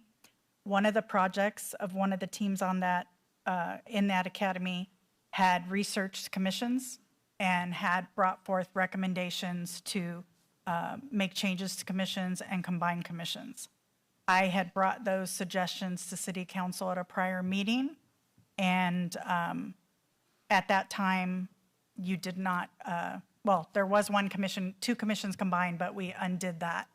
I believe it was traffic and environmental, and we decided that those two did not work together. So this item was actually requested by Councilmember Matucci.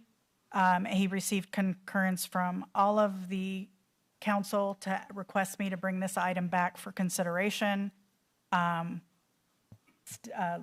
commission liaisons and I worked together to try to make recommendations that would make sense. In the past, Community Services did have a commission called Community Services that serviced several of the areas that they're in charge of. This isn't to diminish the advisory bodies and the participation of the public. This was more an issue of budgeting, funding, and tracking the training. I cannot emphasize how much time we spend tracking the training. There are the two state mandated trainings. There's one mandated by City Council, and then of course the conflict of interest filing by the FPPC. Since we've gone electronic with the with NetFile, with filing the conflict of interest, we've actually get more response from the commissioners, and they have been filing on time. In the past, when we did it via paper and email, we did have a lot of late filers, which the city can be fined for by the FPPC. But as far as the state mandated training, the city clerk really has no authority if they don't complete their training, other than to bring an item to council and request the commissioner removed. We have not done that, but we have sent up to 10 emails, if not more, to various commissioners who just either ignored our emails or, we'd follow up with a letter in the mail and took forever to take their training, or just, there was one commissioner that almost refused to take the training because they knew they were going to resign and they didn't want to renew it before the 4 months when they knew they were going to resign. So if there could be something put in there that city clerk has some more teeth with regard to them not completing, these are the requirements to be a commissioner, and if you don't complete them, something should be done about it. That was going to be my next question to you is, I know you've been put in charge or given the responsibility your office has of monitoring the commissions. Do you think that your office is empowered to be able to fully, I guess, not mandate the process or oversee the process and have teeth?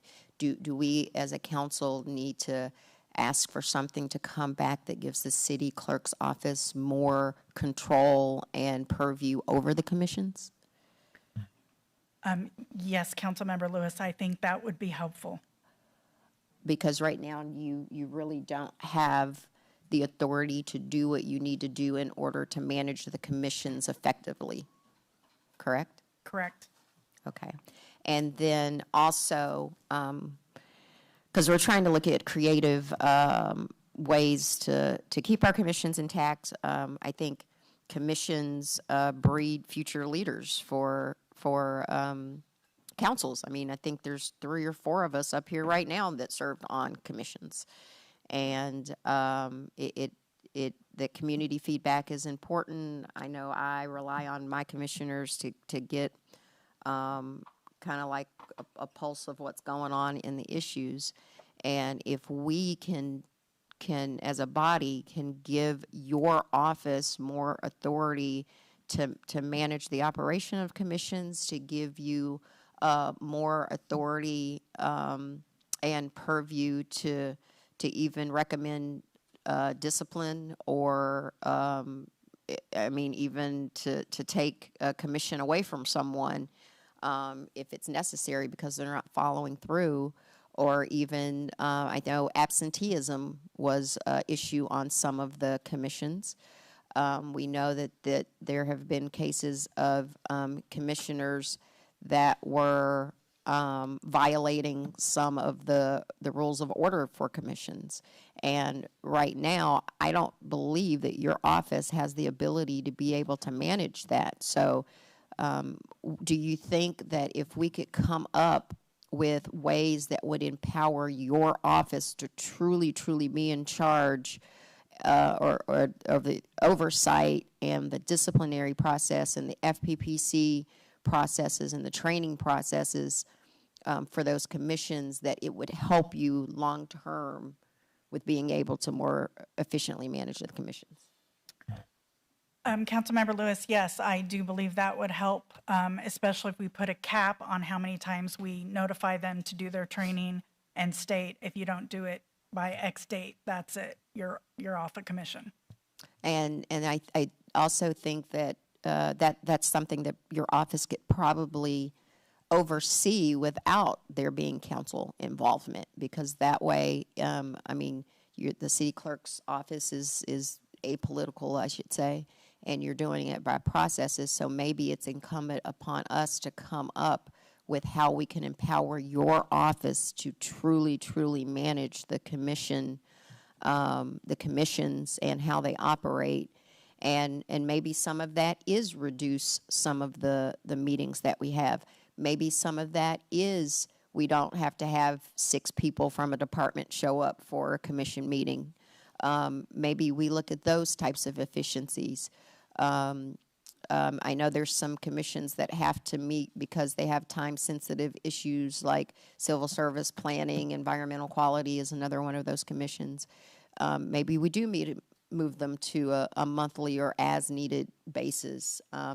I think there's a lot of efficiencies that we can do, but the key thing that I really, really want us to focus in on is to be able to give your office full purview, and that includes investigative authorities to be able to manage the commissions. It should, I mean, we're basically asking you right now we want you to do this piece, and this piece, but not give you the full authority to manage the entire process. I would like to see this council move in that direction. Thank you. And Councilmember Lewis, if I could add, also there needs to be address attendance at commissions. Since I have Correct. been with the city 16 years, the absences have really gone up. In the past, there was stricter requirements in the municipal code regarding attendance, and they were taken out by a prior council. So I would ask you respectfully to yes, review that as well. Yes, I think I mentioned that earlier, even in the attendance portion of it. And when you even get complaints about commissioners that are doing something outside of their purview as a commissioner, that your office has no investigative authority to be able to investigate that. And I think that you should. I think you should manage the entire commission process, soup to nuts, honestly. And so whatever we can do to let your office have that authority, I think that is the starting point where we can actually find efficiencies in the commission process. Thank you. Councilman Kaji. Thank you, Your Honor, and I appreciate the openness and candor of this discussion. I think as the city clerk has shared, it's important for all of our commissioners to take their position seriously. As the public well knows, when we talk about financial matters, we talk about key performance indicators or KPIs. And I think for the city clerk, whose office is tasked with providing staff support and oversight on all the commissions and commissioners, this is an important discussion, because I think each commissioner needs to take the position seriously. And of course, many of you do, because as you shared, many of you have served for many years on a wide variety of commissions. But for those few, and I remember that in the last round of interviews, all of us spent time in our council offices interviewing many people. What I found discouraging was there was one commissioner who was selected, took the oath, and then just a matter of a few days later, she resigned. And I thought, why would you go through this entire process and just perfunctorily resign? So I do believe that we should consider more study to make all the commissions perform more effectively and efficiently. Perhaps there's, and I don't know if we're mandated to have certain commissions on a monthly or bi-monthly basis. And if we're not, and if it's based on an as-needed basis, when there is sufficient subject matter that calls for publicizing, holding an actual meeting, that makes sense then. Then I think for the work of each commission and for your advisory to the council, the process becomes much more efficient. But I think now, and as the city clerk has shared, I agree with your frustration and your staff's frustration and the impacts on your office. That takes time and energy away from other duties of your office. So I support what Councilmember Lewis has shared, also Councilman Shake, that we should come back and determine what the financial impacts have been looking back and make recommendations on how we can make the function of all the commissions more efficient. Now, I'm not saying that certain commissions should be combined or should maybe fold into another one for efficiency. I don't think that applies to all the commissions, but I think we need to have a fair and honest discussion so that everyone, after we go through this process, understands. And I'll say this, if it wasn't for your being candid and honest about the impacts on your office, listening to many of the comments from the commissioners had me kind of scratching my head wondering, okay, there's more to this than simply doing away with commissions. So I would support further research and then coming back and also fully disclosing any of our research to the public so there's full knowledge. Thank you. Councilmember, would you like also statistics on how many members of the public actually attend the commission meetings? Because we do have some commissions that don't have public attendance. I think all metrics are important. Okay. Thank you. Thank you. Councilman Gerson. Let me start off by thanking all of the commissioners who came out tonight. One of my frustrations as a council member is the commissioners are an extension of the council. We appointed them.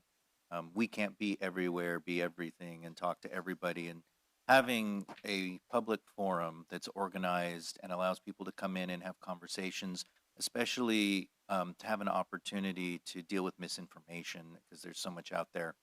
And to have this interaction, as one of the commissioners described, is so incredibly valuable. And I don't know if we could put a price on that.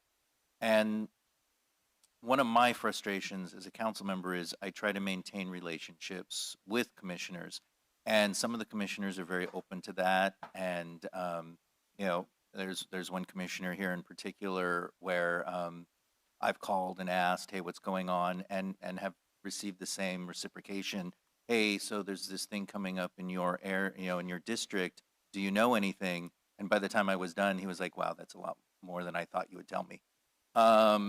And so having that communication is great, because you are an extension. You are our eyes and ears, and what an opportunity. Having said that, there is a rare, smaller percentage that I know are more than just what the city clerk has said.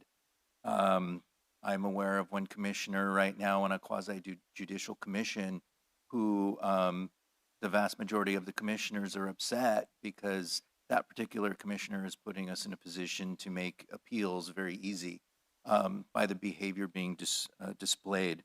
There's another commissioner that I have watched who continually finds ways to violate the Brown Act for his friends and people who speak in the favor of ideas he likes. And so I watch this. And then yet other commissioners who, and this is not a uniquely City of Torrance issue. I've talked to numerous people who've been doing this for decades, and something about getting the commissioner title corrupts them, and they begin to act badly. And we've seen that in our own city recently. So I understand that we need to discuss and address those issues. One of the things I was wondering are non-quasi-judicial committees, because participation is challenging. Is there any reason why all commissions need to be 7 members? Can some commissions be 5 members, for example? That would be up to the city council. You could do that. But that potentially could also alleviate a lot of issues. Another thing that I was watching when I look at commission meetings is, goes to your attendance issue, is it seems very easy to get an excused absence, even if the reason should be an unexcused absence. And I don't know if we need to do a better job of clarifying that, or how we can address that to address commissioners who have poor attendance more efficiently. So that's something else I'd like to see us look at. And you know that I've been talking about it ever since I got up here, and I will continue. Self-evaluation. So when I watch, and I had some stuff written down that goes along with what you were saying, Councilmember Kalani. Last meeting, we had a council member who described a non-standing committee, a special committee with a specific task, go to Washington, D.C., and attend something outside of the purview of their job that fell under a different special committee that's called an ad hoc committee. And that conversation, those conversations that happened with the 3 of them, once the ad hoc committee adjourned and a 4th person is now brought into the conversation, there's the potential for a serial meeting and a violation of the Brown Act. And that goes directly to my concerns as well, that looking at how Armed Forces Day can be melded into one of our standing committees or commissions to make sure that we don't have those kinds of violation opportunities. The same thing with our ad hoc naming commission, the way it's written. So the mayor does the approval and it goes to another 3 members. And we know meetings take place. And once a 4th person is brought in, once again, we have the opportunity for a serial meeting and a violation of the Brown Act. So I have serious challenges with the way that we run ad hoc and special committees that do not fall under our standing committee meetings, that commissions could help protect the council from those potential violations. For example, if, like the ad hoc commission on facility naming is supposed to be a temporary committee, but the only way to get the application to name it is to go to the website specifically set up for this committee, whereas a semi-annual meeting of a facility naming commission would allow citizens the opportunity to participate in that process and once again protect us from potential violations of a Brown Act through serial meetings. So I'm not necessarily just on the of condensing commissions, but I see an opportunity for a little expansion in such a way that if we reduce numbers of participants on commissions and reduce the number of meetings for certain commissions, that we can increase efficiency. Making sure that we do things such as having a code of conduct for behavior and attendance to allow the city clerk to not terminate, but suspend a commissioner pending the opportunity for the council to decide if the offending commissioner should be terminated. I want to make sure that the checks and balances remain. We don't want one person to have that much power. As much as I trust the city clerk, I don't know who the next city clerk may be, and want to be forward thinking. So those were some of the ideas. Let me just make sure I didn't miss anything else in the notes I was making. So thank you. Those are my recommendations. Thank you. Before, I think I'm going to ask a few questions. I think I heard the public. I heard, I think, just by every member of the council. And I'll get back to you, Councilwoman Lewis. I think, first of all, I heard all the concerns about this agenda item of considering merging some commissions. The way I read this, I don't believe the intent of looking at this being more efficient is to take away public involvement. I don't believe it takes away from hearing the voice of the people.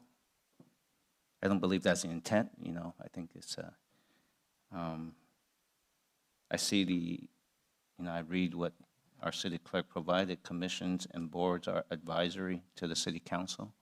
And I think each commissioner, when they come for an appointment, it sounds like that's what their intent was. And I just want to just do one example. One example. I believe that there was, I think the city clerk said that there was exercise among city staff to see what areas could be efficient. And I think the purpose of each commission, the way I see it, is there is a purpose. If we want to consider merging 2 commissions into one, is the purpose or intent of each of them going to disappear? I'm looking at our community development director right now. I'm going to just, if it's okay, I'm just going to ask you a question, because most of us may not know, even though we think we know, right? But if I just take a look at the first option here, that will ask us to consider, right? Combined Planning and Historic Preservation Commission. That's just the first bullet I just want to see. What will we not be able to do by having them as one commission versus two separate. And I want to make sure I'm hearing it from the expert as opposed to pretending I'm the expert. Mayor, council members, Michelle Ramirez, Community Development Director. If this commission or any commission, in my opinion, were to be combined, I don't believe we would lose any of the duties or assignments that they would need to fulfill. It would just change the body who's now fulfilling that, as well as possibly the name of the commission. But the duties themselves, and in the Historic Preservation Commission manner, you will note that part of the staff report actually states that we would still recommend that one member have the knowledge of historical preservation, as well as one member have the professional qualification standards of history and architectural history. That way, if we ever decided that we wanted to be a certified local government and apply for certain grants, we could still move forward and do that. Right now, we are not a certified local government, so we cannot apply for any type of historic preservation grants at this time. So that's why we would continue to keep those two requirements. So with those two requirements remaining in place, whether it be a combined commission or separate commissions, it would still serve the purposes. Is there any risk of public engagement, participation, transparency? I'm just looking for all the concerns that I heard that would happen if, in this example, I mean, what would... I think in the case of the planning and historic, it actually would increase participation for the historic preservation. For historic preservation, the only time we have generally public participation is if we have a presentation or if there's a historic preservation home that is being recommended, and then it's that homeowner who shows up. But we generally do not have a lot of participation in that commission. Okay. All right, so thank you for that one. And so as I went down the list here, there's one that says change the Environmental Quality and Energy Conservation Commission to meet at least once every quarter. It begged me to question. There may be more to that in that I need help to know. Additional meeting may be held. Is your department the key department that's the liaison to that commission as well? Yes. So this is, if the Planning, Historic Preservation, and the Environmental Quality and Energy Conservation Commission merge as, I'm just making a new name, Planning Commission 2.0, would something be missing? Is that even practical? I wasn't sure why that was not in the same, thought process. I don't think it would be practical because there's very different duties that the environmental quality does compared to the planning or historic. I think one of the things, if this commission, if the council wasn't interested in combining the planning historic, then another way to go would be also to do that on a quarterly basis, the historic preservation, or as meetings are needed. I think, as the city clerk had mentioned, staff is struggling to find things to bring to these commissions. Fortunately, the council did add another component to the environmental, which was the beautification awards program that we're now doing both for single family and commercial. Unfortunately, this first year, we had very little participation in either, with staff actually having to go out and find both single-family homes and commercial properties because we were not getting any submittals, and we did a very heavy campaign for both of those. We're hoping next year, since we actually awarded some and be able to advertise those, maybe we'll get more next year. But we are struggling with being able to fulfill a monthly agenda for the environmental quality. Even trying to bring on speakers has been difficult. We get a lot of cancellations at the last minute. I believe our last Environmental Quality Commission meeting lasted like 15 minutes. So they're very short meetings also. So I think the quarterly would be very helpful for that. Okay. That's good to know.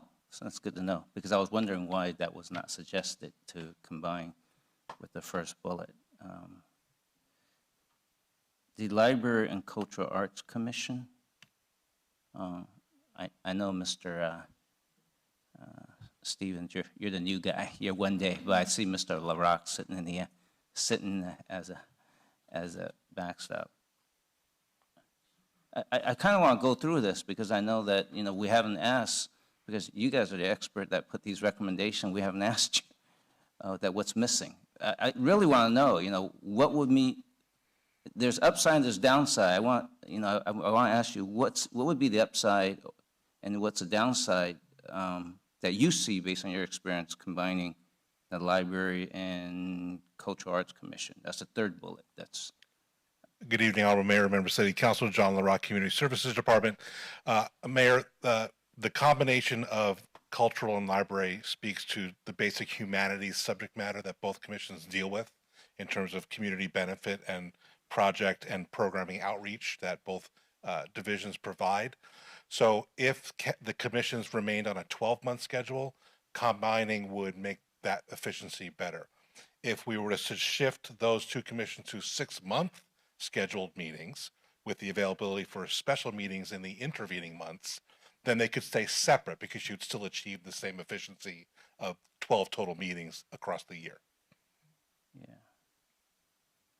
Okay. Thank you.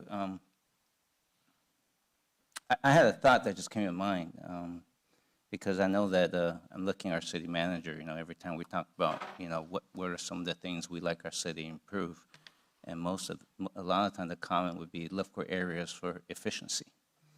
I think some of the council members want to say, well, let's look at the data, how much we save. But to me, I look at, one is, does the intent of the commission gets covered? If it could be covered by one commission, I think we should be interested in seeing that.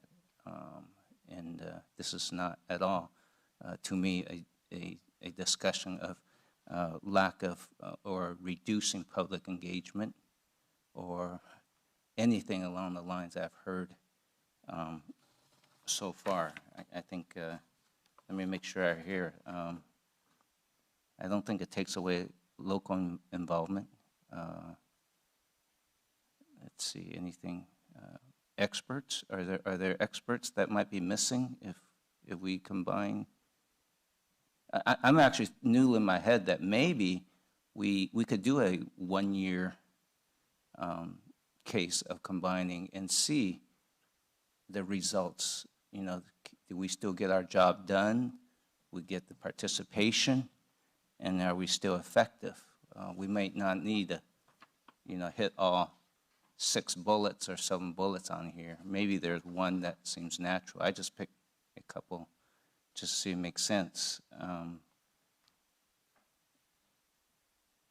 I don't know I'm not sure combining in the first one we talked about. I'm picking up on the first one again because the first bullet. Not sure that reduces civic participation because we still have participants. That was, I just picked the first one as to engage some conversation. And I think the changing the water commission to meet 10 months out of the year sounds like it makes sense. I didn't want to go through all the the hearings we're saying, and we missed out with all the homework that's been done, and we didn't cover it. I am in favor of at least giving the first bullet maybe a 12-month period of a trial, and if we think we need to bring it back and separate it, then we do it again.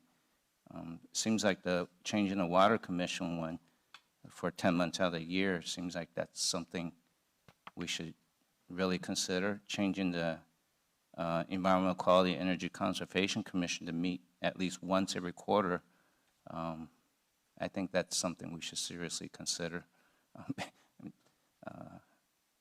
Your Honor, Yeah. one thing I would like the council to consider is whether or not Commission on Aging is combined or not, allowing them the opportunity to meet once a year at the 3 senior centers, just Yeah. like the library gets to meet at the various library branches. I think that would be, allow them to do more outreach to the seniors, because a lot of seniors visit the senior centers. Yeah. So if council would consider that. 1, 2, 3, 4. That's like the 5th bullet there. Convert the Commission on Aging as, oh, that says convert to advisory Well, I wouldn't committee. say convert it, but if you don't touch it, I would recommend at least allowing them to meet, to request from council to meet 3 times a year at least once at each of the senior Sure, centers. sure. Understand. No, thank you for making that suggestion. So before, so I'm going to circle the first bullet as something that I think we can do like a 12 months. 1, 2, 3, 4, 5. The 5th bullet, that was the one you just mentioned. Maybe change, it's not convert the commission, but to ask that commission to meet rotating basis in each senior centers. The bullet after that, the environmental quality one, I think that's good for us to consider. I mean, as long as my colleagues agree, because that's not even combining, that's just be more efficient based on your guys' study. And then the very last one, the Water Commission, to meet at least 10 times a month. So those are some of my thoughts, and then I'm going to let Councilwoman Lewis to share her thoughts. Thank you, Mayor. I didn't have any thoughts. I just wanted to add to Rebecca, just as a quick reminder on the attendance that you were going to put into the report. If you could just note the caveat to certain commissions, for instance, civil service can't have public participation in some of their commission meetings because it's legally closed. And I don't know if planning has that same mandate, or if there's a hearing or something like that. Only civil service has that? Okay, I just wanted to make sure that we knew that caveat when you go, well, no public member showed up to a civil service committee, a commission meeting in 2 months. Well, that's because all 2 months it was all closed to the public hearings. So I just wanted to put that piece back together. And how would, the mayor brought up something that I have a question. How would, if you took the Commission on Aging and made them an advisory board, would that still almost be the same responsibility that you would have, or they would eliminate some of the training requirement for a advisory board versus a commission? Commissioner Lewis, I will ask John LaRock, because that was his suggestion. Good evening again, John LaRock, Community Services Department, Honorable Mayor, Member City Council. Councilmember Lewis, I'm not going to speak to what their legal requirements would be as advisory board members, but it's just to provide them with more of an organic meeting format. What the senior advisory group does very well is provide subject matter experts for issues that seniors deal with, whether it's fraud or mental awareness or health and things like that. Some of that education can get lost in the Brown Act meeting format of a commission. Okay. So more of a roundtable type of conversation that is much more interactive on a Q&A basis at a senior center, not bound by the 1-minute rule and things like that, would be much more advantageous for bringing those subject matter items to the population. So I'm not sure what they would need legally to be advisory board members, or whatever their role would be called, a task force, who knows, but it's to be much more ad hoc and therefore more flexible for subject matter sharing. Yeah, I like the task force concept as well. And maybe that takes some of the onus off of the city clerk's office, that that's one less. The board stays the same. You can expand it if you need to, without the requirements that a commissioner in the state of California has to go through. Councilmember Lewis, if they receive a stipend, they would still be required to take the state mandated training. Well, if you're an advisory board, they wouldn't necessarily receive the stipend. Okay.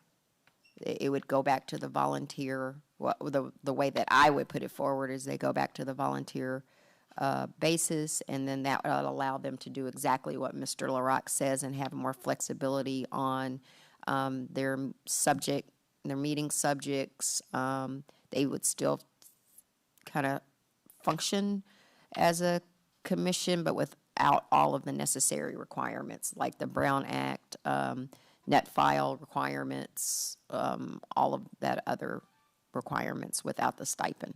And I still think it would get the advisory board the same things that they're passionate about, and that is to go out and engage and be that conduit between the city and the community. Thanks. Thank you. Councilman Shake. Thank you again. Just want some clarification. I hear from staff that sometimes it is difficult to bring some item to the commission, then and on the other side, I hear that it's a lot of work to be done, and it takes a long time to bring things to the commission meeting. So there seems like two different things we're talking about. In some commissions, there are a few items we don't have it, but we want to bring, but we don't have enough items. So I'm a little confused. Can anyone elaborate on this thing? I think, Michelle, you said something to that nature. Mayor, council members, Michelle Ramirez, Community Development Director. Well, our Planning Commission never has issues bringing items, nor do we have issues having people attend those meetings. But for the other two commissions that are under the Community Development Department, which would be Historical Preservation and Environmental Quality and Energy Conservation Commission, both of those, due to their subject matters, are a lot more restrictive, and we do not get participations unless they are there specifically receiving an award or specifically there having their home nominated to be a historical preservation home or the Mills Act contract. But outside of someone being there for a specific reason, we do not get people that just come to observe those meetings or to participate in those meetings.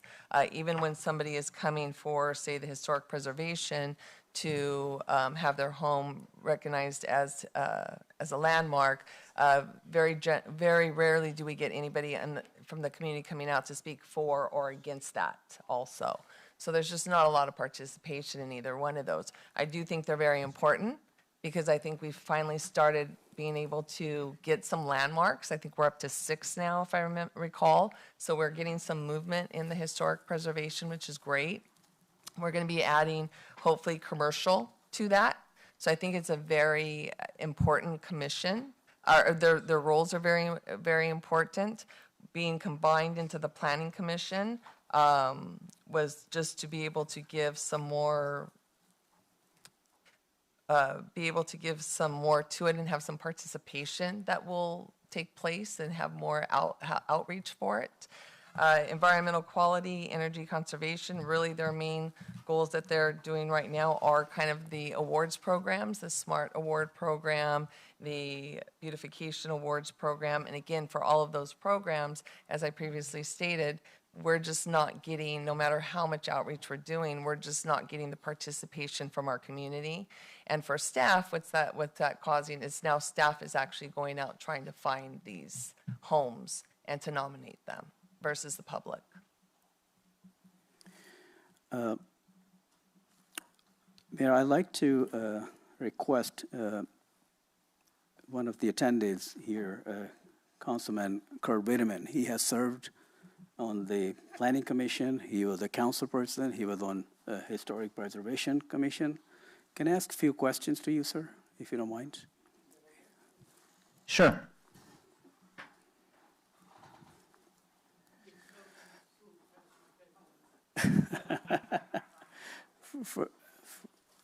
Do we have the mic Is this on? working? Okay. Yes, it is working. First of all, thank you for your service, Councilman. Thank you. What we've been hearing from staff, I wanted to hear your perspective. You have served on all those two commissions, and you were here in this dais. So what do you think should those be combined? I know that you made some comments earlier, but since those two commissions we're talking about, I'd like to hear your perspective. I was limited to a minute. Not this time. And so it's very difficult to get Not this everything time, out. The fact of the matter is, yes, I did have that unique perspective of being able to see both. What are the responsibilities of the Planning Commission, which is dedicated to land use and development? Understand, historic preservation, when we built the Historic Preservation Ordinance and we voted in the Historic Preservation Commission, was to capture, keep, preserve what we saw going about in downtown Torrance of 100-year-old houses being leveled. And there was no way for the Planning Commission, couldn't stop them. So we built the Historic Preservation Commission. Now, you know what? They're both concerning buildings. And maybe that's why people think they should combine the two. But I think also the Historic Preservation Commission that has 7, I believe, 6. We were going to have one on Thursday night, weren't we? I'm sorry. Are you talking about meetings or members? Landmarks. Landmarks. Oh, landmarks, sorry. Landmarks. No, we have 6. We have 6. And I think one of the problems that, we could probably fill some of those commission vacancies if we just didn't, nominate commissioners once a year. But I get off track. I don't mean to get off track. We're limited to only doing it in June. But so we wanted the council back in 2017. We contracted, I don't know how much we spent to have a contractor come in and tell us how Pasadena was set up and how other cities of that ilk set up their historic preservation ordinance and act, and how do you qualify to be a historic district? Well, we fought very hard, and we got the Historic Preservation Commission. It was a vote of 4-3. It was really contentious. But I was trying to say that I think they're two dissimilar things.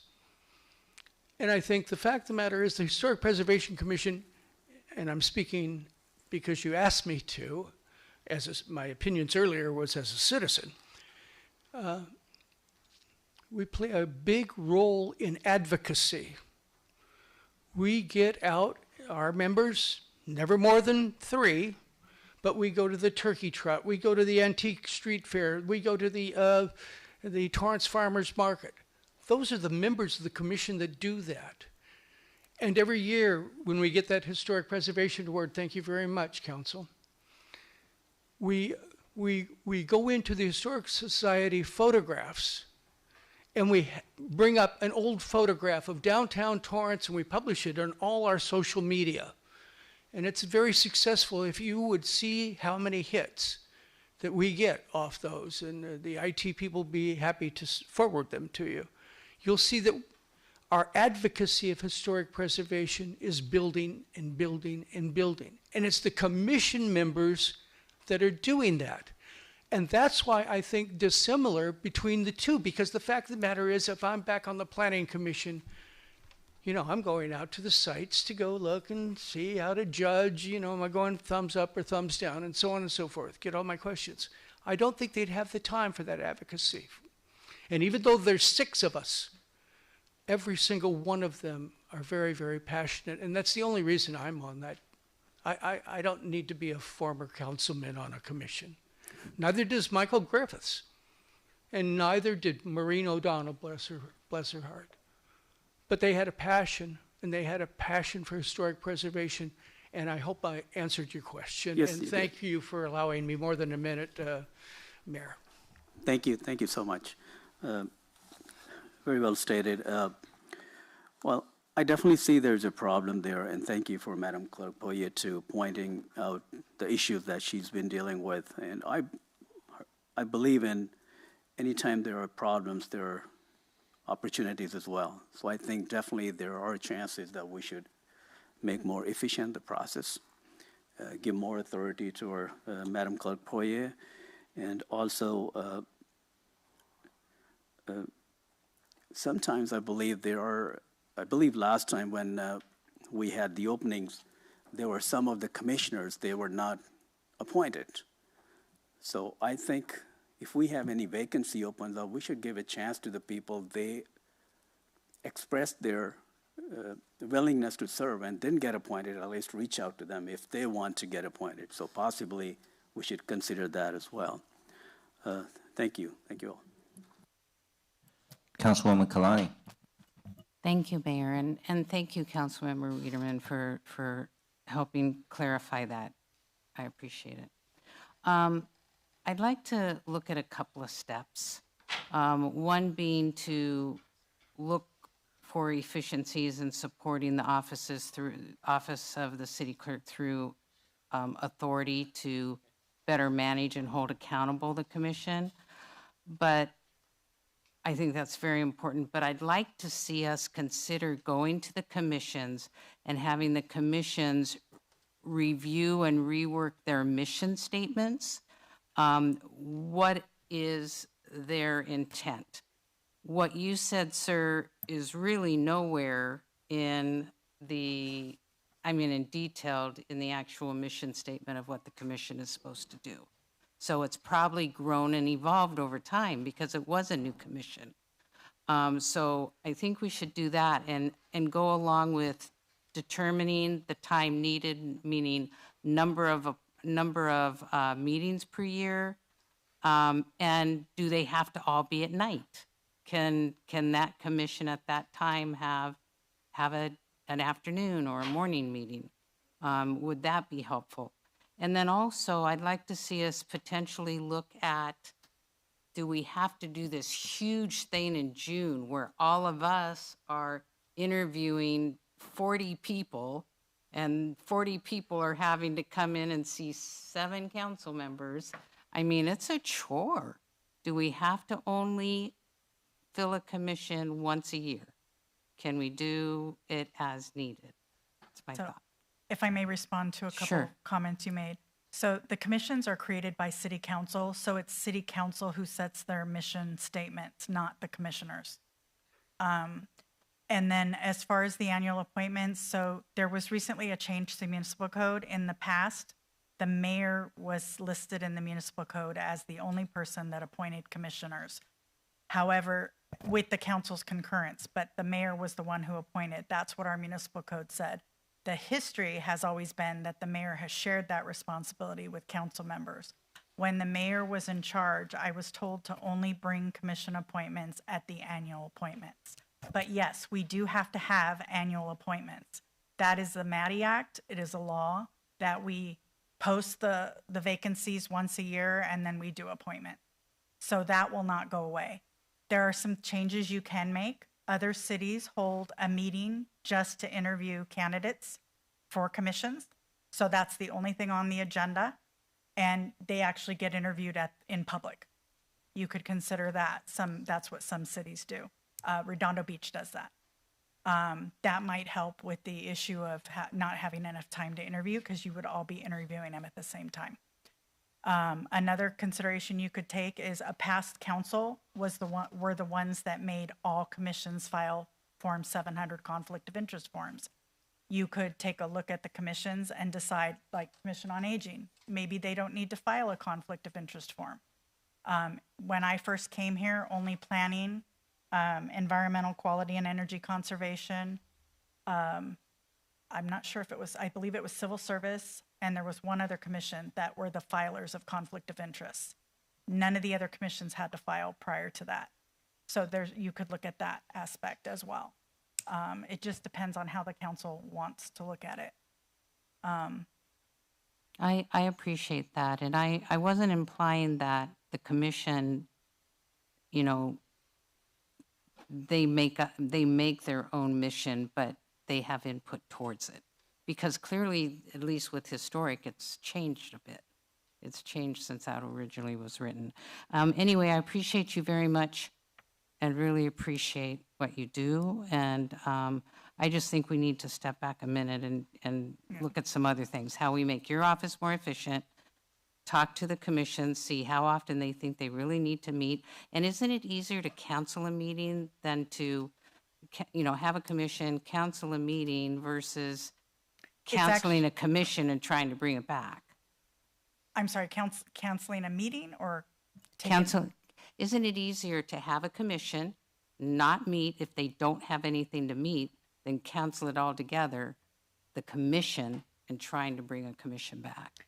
It would be easier just to change how often they meet, because there Correct. are laws, government codes that require us to cancel the meeting and post that cancellation notice within 72 hours, just like an agenda. And we have to do an affidavit of posting for that. So I'm not saying cancel any commission, but just if you decide to change how often they meet, rather than have them just stay 12 months a year, and then if they don't have any business, to cancel the meeting. I see. I think Ms. Ramirez wants to say something. Mayor, council members, Michelle Ramirez, Community Development Director.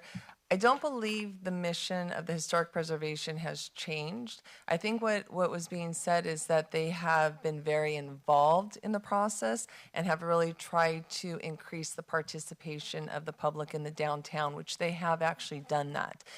Anytime there's an opportunity for them to be able to participate in some community outreach, they're a very good commission that does try to participate in that. The commission, along with staff, have worked very hard in trying to get the homes that we have gotten. We do, every May is Historic Preservation Month. Staff spends a lot of time working with the commission and putting out almost daily or weekly posts on Instagram to encourage participation in that. So, but I don't think their mission at all, I think their mission is very similar to what they're doing today, but they are a very committed, I will say, committed commission. I will say also that there are some things that the Planning Commission does that that has override of what the Historic Preservation Commission does. As an example, if there is something in the downtown Torrance and they want to do, if they want to tear it down and rebuild it, that actually does not go to the commission, the Historic Preservation Commission, unless it's a historic preservation home. It then will just go to the Planning Commission, and it's their decision to make whether it can be torn down, and they have to look at the historic preservation, the rules that have been put into place. So there is a part that is an overlap there for that. Now, if it's a historic preservation home and it's been designated as one, then if they want to do any changes to it, it then does go to historic preservation first, and then it goes to Planning Commission. So there's an extra step there that could potentially happen too. So there is some overlaps there when it comes to something like that. Thank you. I appreciate your time.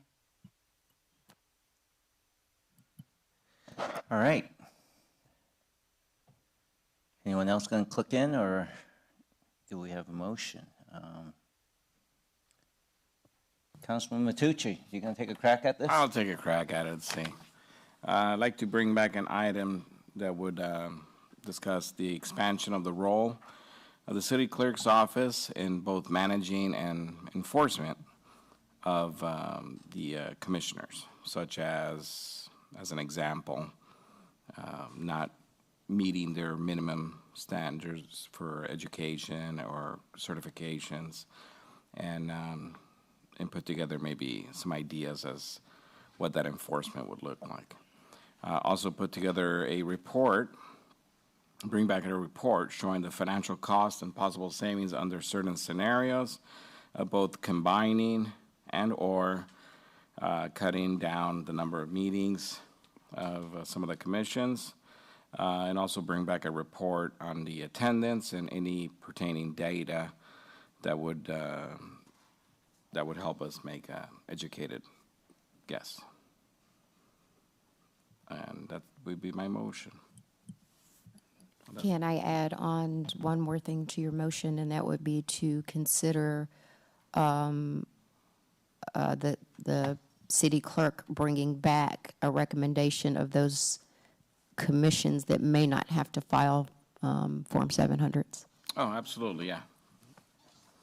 Yeah, anything to simplify, yes, I would include that in the motion.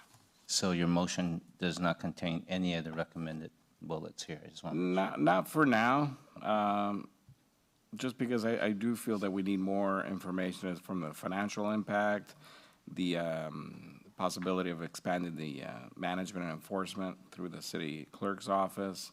I personally feel like the more information we have, the better, better options we might come up with.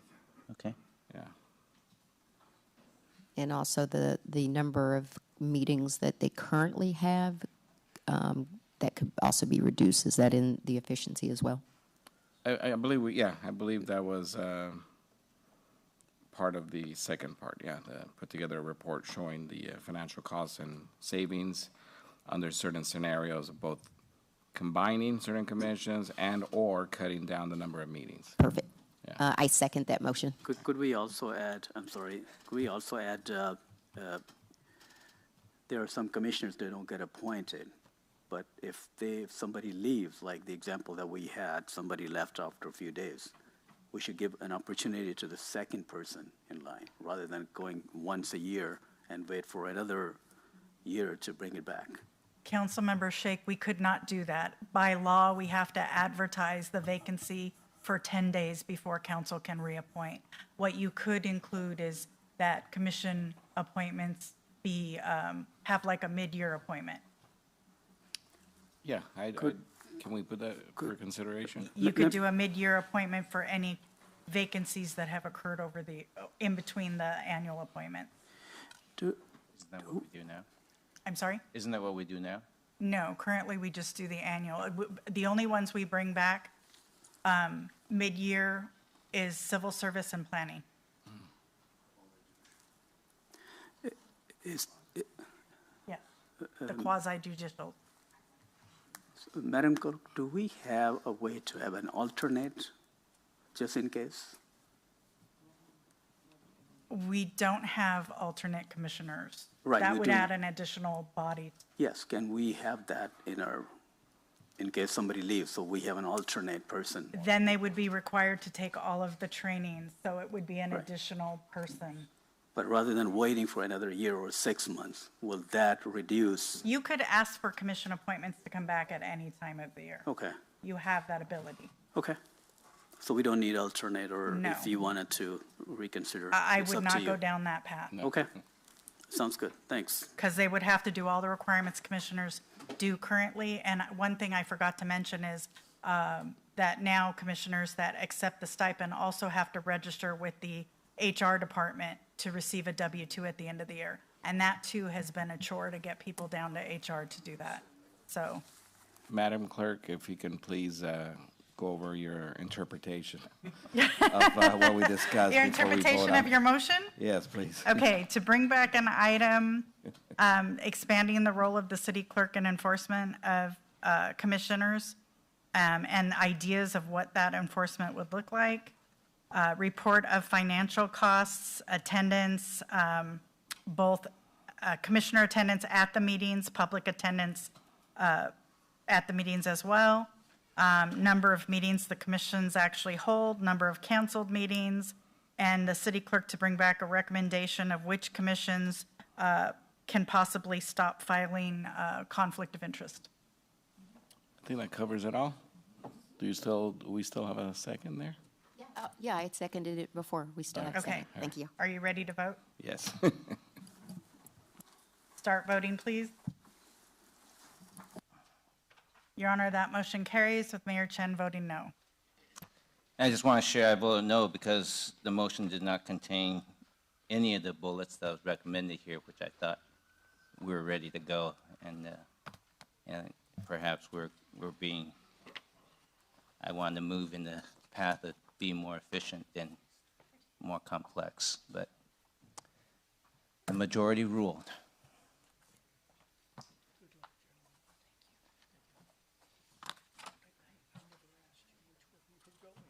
Let's see.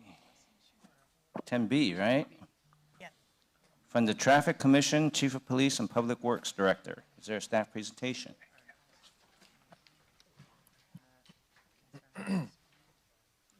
Good evening, Mayor, council members. Very festive up here. Like it. This works, yeah. My name is Lieutenant Charles Fisher with the Torrance Police Department. Tonight I'll be presenting a proposed update to the Torrance Municipal Code related to bicycle and electric bicycle operation. This item builds on the discussion we had earlier this year regarding e-bike safety concerns, and not only reflects the direction council provided, but also moves to modernize our local code in a way that prioritizes public safety, clarity, and education.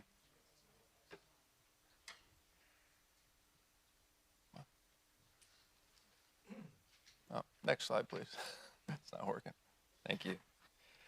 Tonight's presentation will briefly cover the background and purpose of the municipal code update, the current state law and enforcement tools we already have, the gaps that exist under current law, and how the proposed TMC amendments are designed to address those gaps. I'll then walk us through the key amendments, the new safety-focused code sections, the community benefits, and our planned implementation approach. Next slide, please. So why update the code? Over the past several years, I'm sure you've noticed, I know we have, we've seen a significant increase in e-bike use in Torrance, particularly among youth and commuters. These devices travel at higher speeds than traditional bicycles and are increasingly being used in pedestrian-rich areas surrounding businesses, parks, and school zones. Our existing municipal code was written well before modern e-bike technology even existed.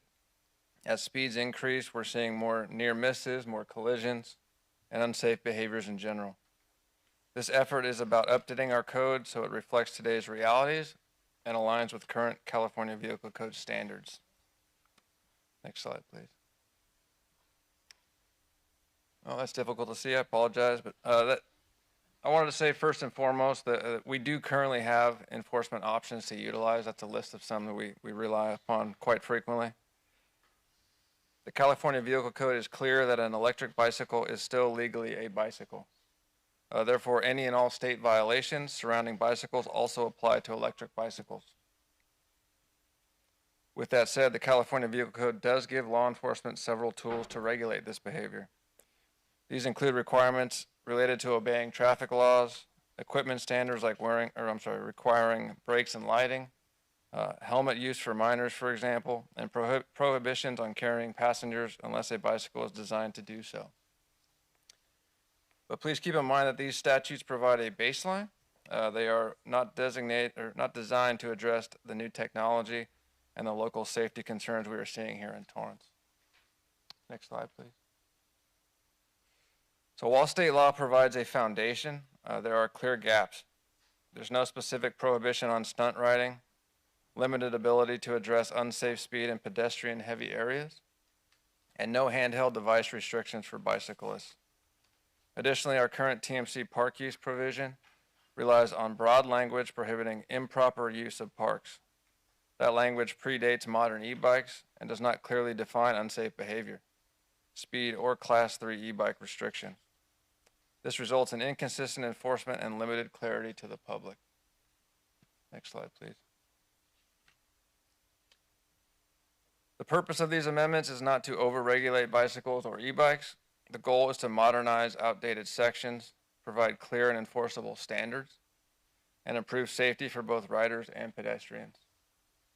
These changes are narrowly tailored, and thanks to our partners at the City Attorney's Office, they're aligned with state law and intend to support an education-first enforcement tool. Next slide, please. Amendments of 62.1.1 and 62.1.2 aligns our TMC with the California Vehicle Code, increasing clarity in terms of our definition of an e-bike, and also reaffirms that bicyclists must follow laws already in the California Vehicle Code. The proposed code expressly adopts the California Vehicle Code definitions, confirming that electric bicycles are bicycles and incorporating the state's Class 1, 2, and 3 framework. This consistency ensures the public and officers are operating under the same understanding. Next slide, please. Sidewalk and school provisions. The amendments proposed tonight, some of which you see there, retain the city's existing sidewalk restrictions in business districts and near schools, churches, playgrounds, and recreation centers. That municipal code already exists. In addition, these amendments will now prohibit Class 3 e-bikes, which are devices capable of speeds up to 28 miles per hour, from operating on sidewalks citywide. This change reflects the higher speeds and operational risks associated with those devices. And from an enforcement and safety standpoint, sidewalks are consistently the most common location for bicycle and e-bike collisions. Motorists exiting driveways and business parking lots are not expecting a bicycle to be traveling on a sidewalk, particularly at higher speeds or at times often against the direction of traffic. This provision is intended to reduce those conflict points and improve safety for both riders and pedestrians. Next slide, please. Turning specifically to our parks, this amendment addresses riding behavior within our park system. The proposed update restricts Class 3 e-bikes in city parks and clarifies what constitutes improper use and unsafe behavior in the parks. The current code relies on broad language again that does not clearly address modern e-bike activity. The updated section provides clear standards to address behaviors that damage park facilities, including constructing ramps or jumps, altering landscaping, or causing damage in general to plant life and park infrastructure. Overall, this amendment modernizes the park use section by replacing vague, outdated language with clear, enforceable standards that reflect how parks are being used today, all while preserving access for appropriate and safe recreational use. Next slide, please. So the new code sections that are being proposed, first is unsafe speed, 62.1.14. This section establishes an unsafe speed standard for bicycles and e-bikes, very similar to what exists for motor vehicles, in fact, nearly identical to what already exists for motor vehicles. It allows officers to consider conditions such as pedestrian volume, visibility, surface conditions, weather, even equipment of the vehicle or the bicycle, and it provides a tool to intervene before a collision occurs. Next slide, please. Stunt riding. This provision addresses a frequent complaint from schools, parks, and residents. It clearly defines and prohibits stunt riding such as wheelies, acrobatic maneuvers, when operating a bicycle or e-bike in a public place. The focus is on unsafe behavior, not normal riding. The intent is not to criminalize recreational riding or childhood activity, for example.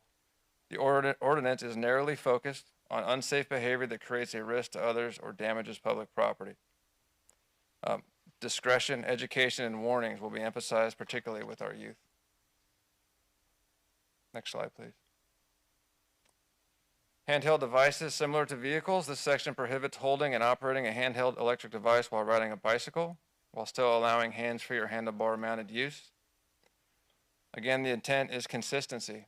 With increased speeds, this logically applies to a bicycle like it would a vehicle.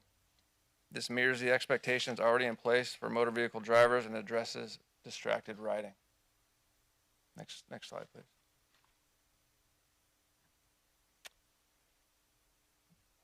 Also, as we were adding to the TMC rather, in order to keep the law relevant and consistent, we also identified the need to eliminate outdated and obsolete sections of the municipal code. Bicycle registration requirements, for example, that have not been enforced for decades, are no longer enforceable or needed for that matter. This streamlines the municipal code and improves clarity for both the public and our enforcement team. Next slide, please. Collectively, these amendments improve safety and predictability for everyone using our streets, sidewalks, and parks. They provide clear expectations for riders, reduce conflicts with pedestrians, and allow for more consistent and defensible enforcement. The result is safer shared spaces, clearer rules for the public, and a balanced approach that both supports mobility and community quality of life. Next slide, please. If adopted, implementation of these amendments will be education first. Our initial focus will be an outreach through schools, community organizations, and local retailers before emphasizing enforcement. We recognize that many parents may not be fully aware of e-bike classifications, operating rules, or appropriate safety equipment or expectations for their children in general. A key part of this effort is ensuring families have clear, accurate information so they can make informed decisions. The goal here is voluntary compliance, increased awareness, and safer shared space for riders, pedestrians, and the broader community. Next slide, please. I think it's worth noting that the police department has already begun coordinated outreach efforts here. We're working with Torrance Unified School District to distribute e-bike safety information to our families. Our first co-branded newsletters are shown here. We are partnering with local bicycle retailers to share guidance at the point of purchase. And we are working with our partners at Torrance's Communications Division under the City Manager's Office to develop a short educational video series focusing on e-bike safety and specifically on selecting the right type of bike for your child. Together, these efforts support an education-first approach and promote safer shared spaces. Next slide, please. Thank you, Jamie. In closing, there are two versions of the ordinance to consider. The first option recommended by staff adopts the ordinance in its entirety and includes all proposed safety provisions, including unsafe speed, park use updates, stunt riding, and handheld device restrictions. The second option, recommended by the Traffic Commission, adopts a more limited version that updates definitions and removes outdated code, but does not include the unsafe speed provision, or the park use amendments. With that, thank you, and I look forward to your questions. Thank you. I think first up would be public comments. If you have public comments, looks like we have a few. Queue up at the microphone. You got 1 minute per speaker. We'll start once you step up there. Hi, my name's Andrew Blackney. I'm actually a resident of Lawndale, and I think that this needs to be more of a holistic approach and done not quite at a city level, but at a larger level, something like the South Bay Council of Governments. To travel here today, I had to go through 4 different jurisdictions, and if each of those jurisdictions adopted different measures, I would have no idea what to do anywhere. It would just discourage me from getting around. And as I don't know if you're aware of this, but people that ride bikes, that going to places, they're more likely to spend money in the community and go to places and see small businesses specifically. So doing this would discourage bicyclists from getting around in cities and make them less likely to spend money in Torrance. Thank you.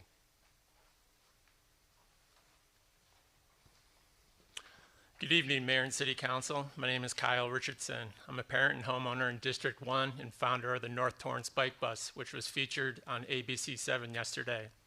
I'm here because the proposed bike codes changes would make bicycle riders, especially children, less safe. Like many e-bike riders in Torrance, our bike bus begins on the sidewalk along Yukon Avenue, where cars routinely travel 15 miles over the speed limit. For safety, we use the sidewalk. Many bicycle leaders use electric cargo bikes. These bikes allow families to carry children to school and run everyday errands so that they can more easily be ridden on walking speed sidewalks than used responsibly. Banning Class 3 bikes on sidewalks based on fear instead of behavior shuts down this transportation option that is reducing car trips and building community. If these rules pass, our bike bus may not survive. Please reject these proposals, work with families to make Torrance safe for everyone. Thank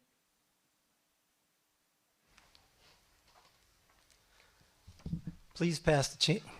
Please pass the changes having to do with behavior, specifically unsafe speed. But please delete the unnecessary clause 49.2.7E, which bans gear, namely Class E bikes, and unfairly punishes their responsible owners.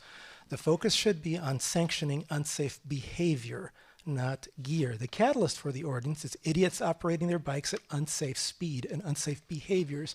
You could also include other electrical mobility options, skates, hoverboard, scooters.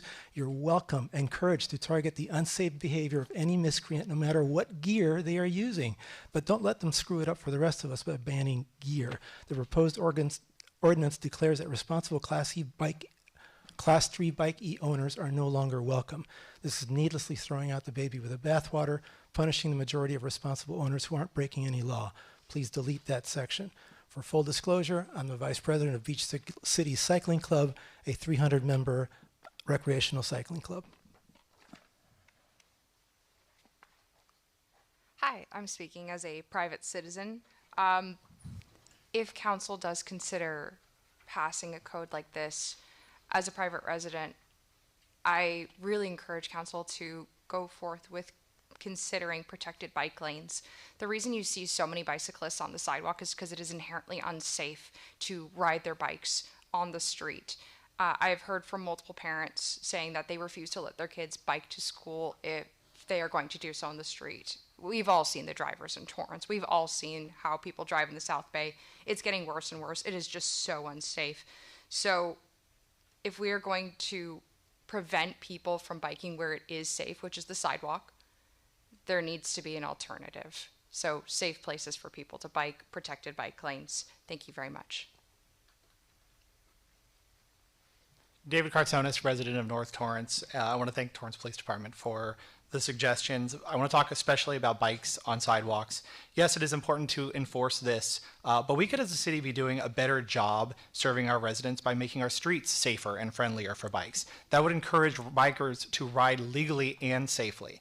As an example, 182nd Street near my house was recently repaved. The road runs directly to North High School. That street is listed on the South Bay Bicycle Coalition Master Plan, which this city adopted, as a bike path. 182nd was rebuilt, repaved, restriped, and nothing was done to make it safer for bicycling residents. The city missed an opportunity. As a city, we said we want this, so I would urge this council to implement a policy that any new developments or paving would include an analysis of the feasibility of incorporating routes listed on the master plan. Thank you. Good evening, everyone. Ed Apodaca, resident, proud to be here and happy to see everyone here tonight.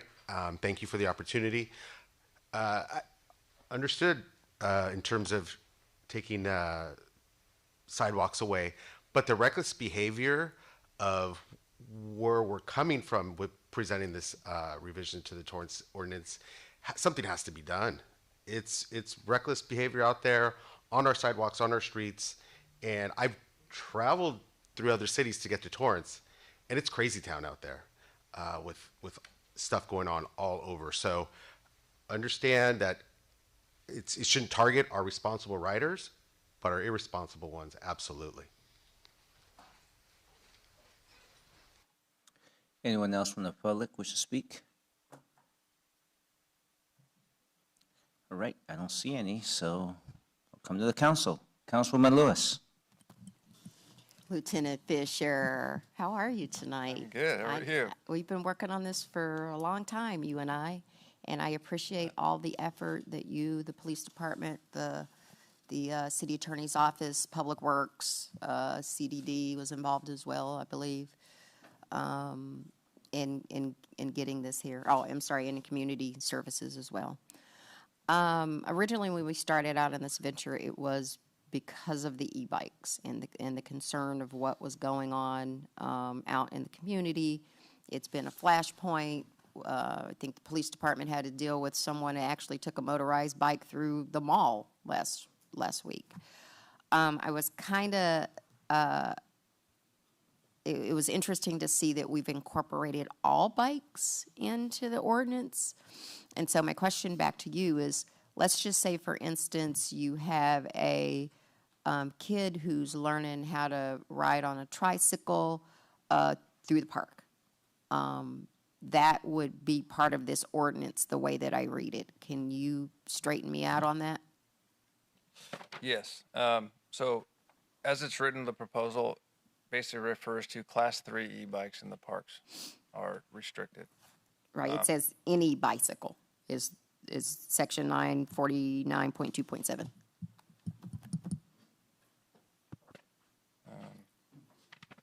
Catch up with you here.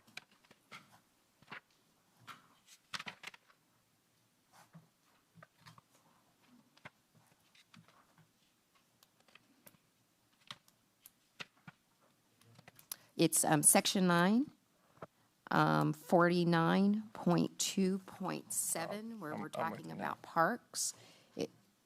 I'm sorry? Oh. Sorry. And what section are you referencing? 49.2.7. But says A or B or? B. It says any bicycle in the park.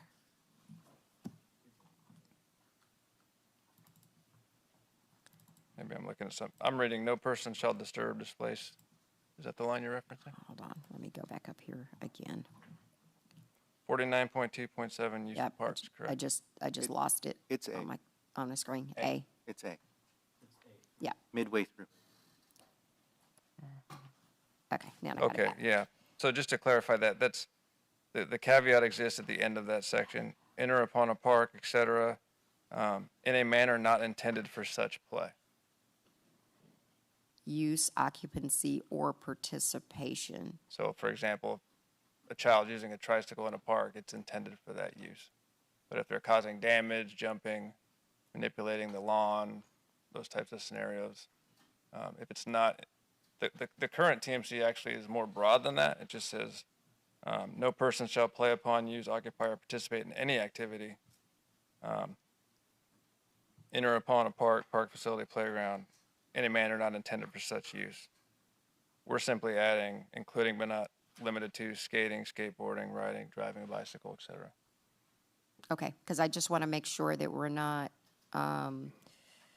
targeting, because people are wild these days. They will say, hey, I can't walk down the path of a park because some parent decided they wanted to train their kid how to ride a bike. And I know that sounds outlandish, but this is the where we are in society today, that somebody will use that to say, I can't enjoy the pathway of the park because there's somebody there learning how to ride a bike. I just want to make sure that we're not being that restrictive. I believe in the police department and their ability to be able to go, hey, it doesn't meet that requirement, it doesn't meet that limit, but I just wanted to make sure. And then also, I know these were for Class 3 bicycles. I want to really make sure that, and you guys did a wonderful job on describing what those include. I agree about the use of, we do need protected bike lanes here in Torrance.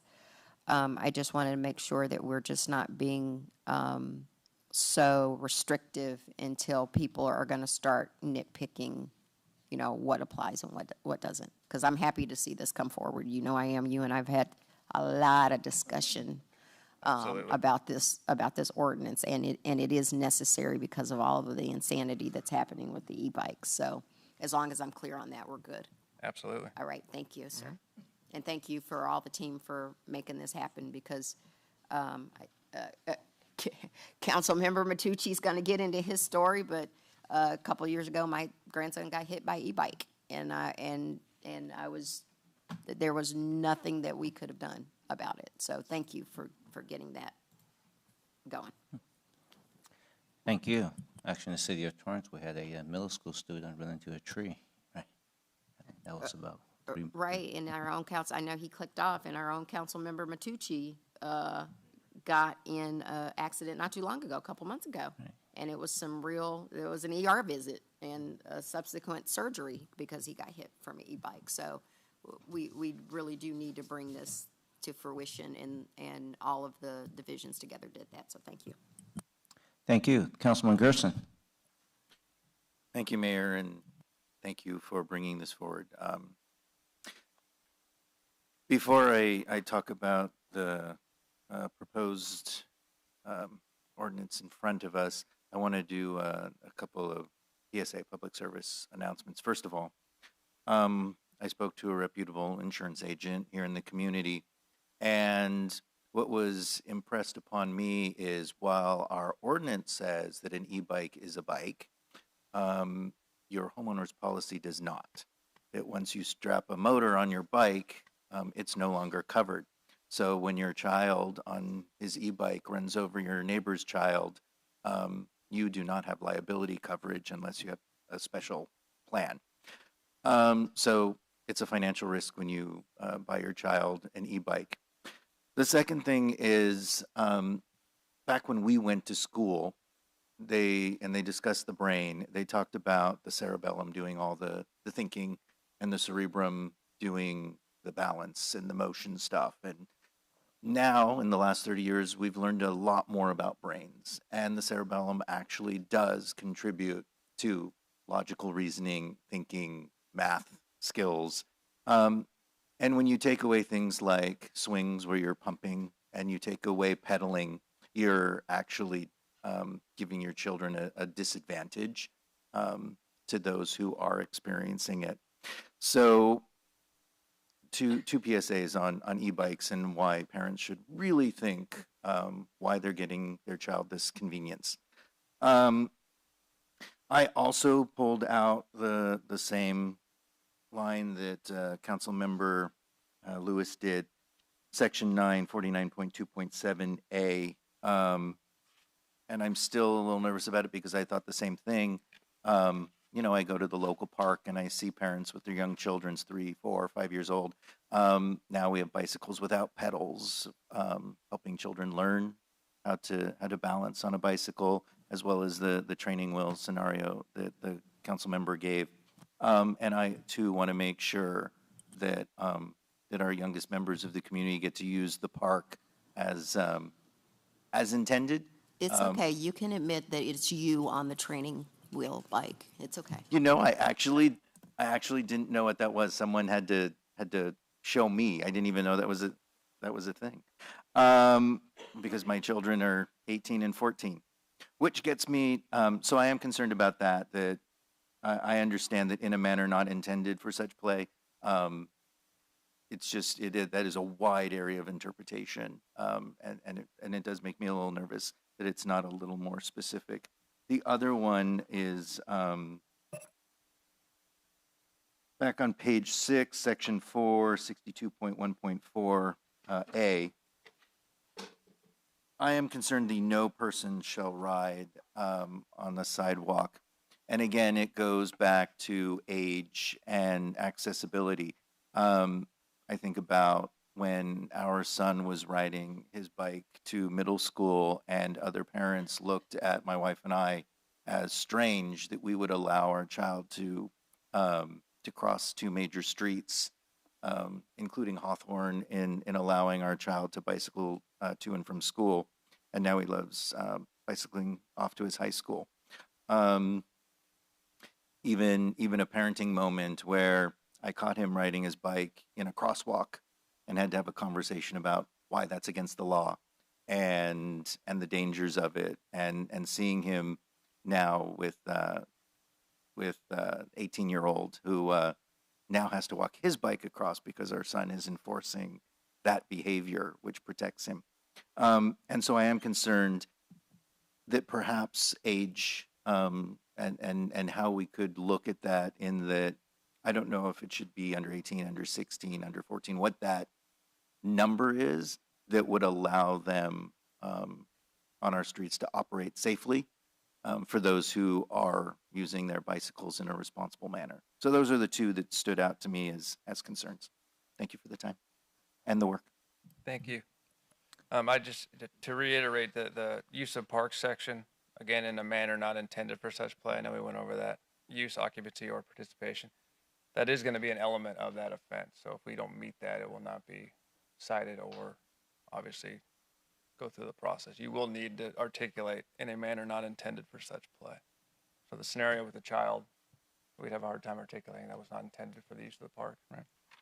And then to your other point, sir, riding on sidewalks, just to clarify that Section A is what is currently written that way. We're not changing that. That as of now, there's restricted on business districts, parks, sidewalks in those areas listed. That's current TMC. What would you consider, like, for example, what about the tunnel underneath the overpass of Delamo Mall, that section? Is that a business district? Yes. See, I can define business district for you, but it's kind of convoluted. Did I? Of course. Did I confuse the CDD director? Oh, sorry, I heard you. Thank you. Would you like me to read it, or the No. It is. There are places within the city where, I mean, we don't want them driving through the mall. We don't want them. The outer section of the mall obviously is not a place for people to be riding bicycles, but that I don't know what to call that, where the food court is. traveling underneath, and even knowing, well, so I am concerned there are some areas of Torrance where it could be dangerous, and riding on the sidewalk might be the only safe option for a minor. So Sure. And I understand if code is currently written that way, but we are taking the opportunity to amend and fix those problems. So that's a concern of mine. Agreed, and obviously discretion and education is always a priority of us as well. Councilwoman Kalani. Thank you, Mayor, and thank you for doing this. I think it's been long awaited. So I appreciate all the hard work. I just had a question on unsafe speed. Sure. So what's the definition of unsafe speed if it's gridlocked and they're tearing down to your left side at a rate faster than the cars, for example? That's one thing that I see happening. So the unsafe speed prohibition in this case for the bicycles is based on the basic speed law that we apply for decades in the vehicle code for vehicles. So regardless of the posted speed limit, officers have the discretion, if they can articulate that the vehicle is traveling at an unsafe speed, working in weather conditions, construction, for example, traffic, pedestrian, foot traffic, farmer's market around the corner, for example. In reality, this posted speed limit can be, I mean, you can just articulate that that's an unsafe speed to move that vehicle from A to B. It's the same verbiage here. Now that we're increasing speeds on bicycles, we think it applies in order to articulate that the same way. And ultimately, for a conviction, you have to convince a presiding judge to agree with you. Okay, and then the only other question I was just curious about is on section 2, that's 62.1.2, where does that mean no running stop signs, no zigzagging across lanes, again, passing slower vehicles on the left, so they're in between oncoming, traffic? Correct. To safely operate a bicycle, you must stop for stop signs, red lights, all those things still apply as well. That's basically what that reference is. And what if they zigzag over into a crosswalk? Now are they protected because they're inside a crosswalk? No, I mean, they're ultimately treated as vehicles, so they should proceed as vehicles. So a stop, okay, a right turn with a signal ideally, or left turn, whatever, or proceed straight. So I mean, so that'll that solve maneuver all wouldn't this, apply. Ultimately, they'd be going against traffic or perpendicular to traffic, so that would be a violation. Okay, so that will solve this. Well, I mean, we'll it will be an action that can be. That's managed. currently on the books as is. Okay. That's not a change. We traffic laws apply to persons riding bicycles already. Okay, very well. Thank you. Thank you. Councilman Shea. Thank you, Lieutenant Fisher, for your comprehensive analysis and report. I think you covered almost everything. It was hard to find something you didn't cover. Thank you for a great job. I think it's definitely a long time overcoming. We need to have some kind of laws in the city to protect the rider as well as the community members. My question is the structure for penalizing them. If they are juvenile or they're adult, what's the different structure? If you please elaborate. Well, we're obviously education focused, so there will be warnings. There's written warnings. There's education. There's citations. Municipal codes in general and legal can correct me and yell at me if I'm wrong here, but ultimately infractions will scale up from a $100 fine if they are issued a citation to $200 for the second offense, and then jumps to $500 for a third offense if they occur within the same year. And then ultimately they could be pushed as misdemeanors for serious offenses upwards of $1,000. But again, that would be serious offenses, not responding to the first levels or the most egregious activity, for example. Are we not confiscating after so many infractions? We got to confiscate those e-bikes. Can that be considered? I mean, well, depending if they're reckless, that's an option. If they're basically illegal e-bikes or e-motorcycles, those are impoundable as well. But there are opportunities for that if needed. You think should that be included in this ordinance? Something to that nature, if so many infractions, we need to, confiscate that. I think that should be included in the ordinance at least.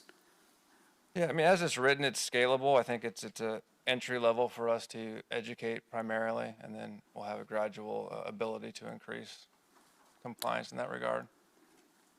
Are we partnering up with the TUSD for education purposes, especially I think for the students, for juvenile especially?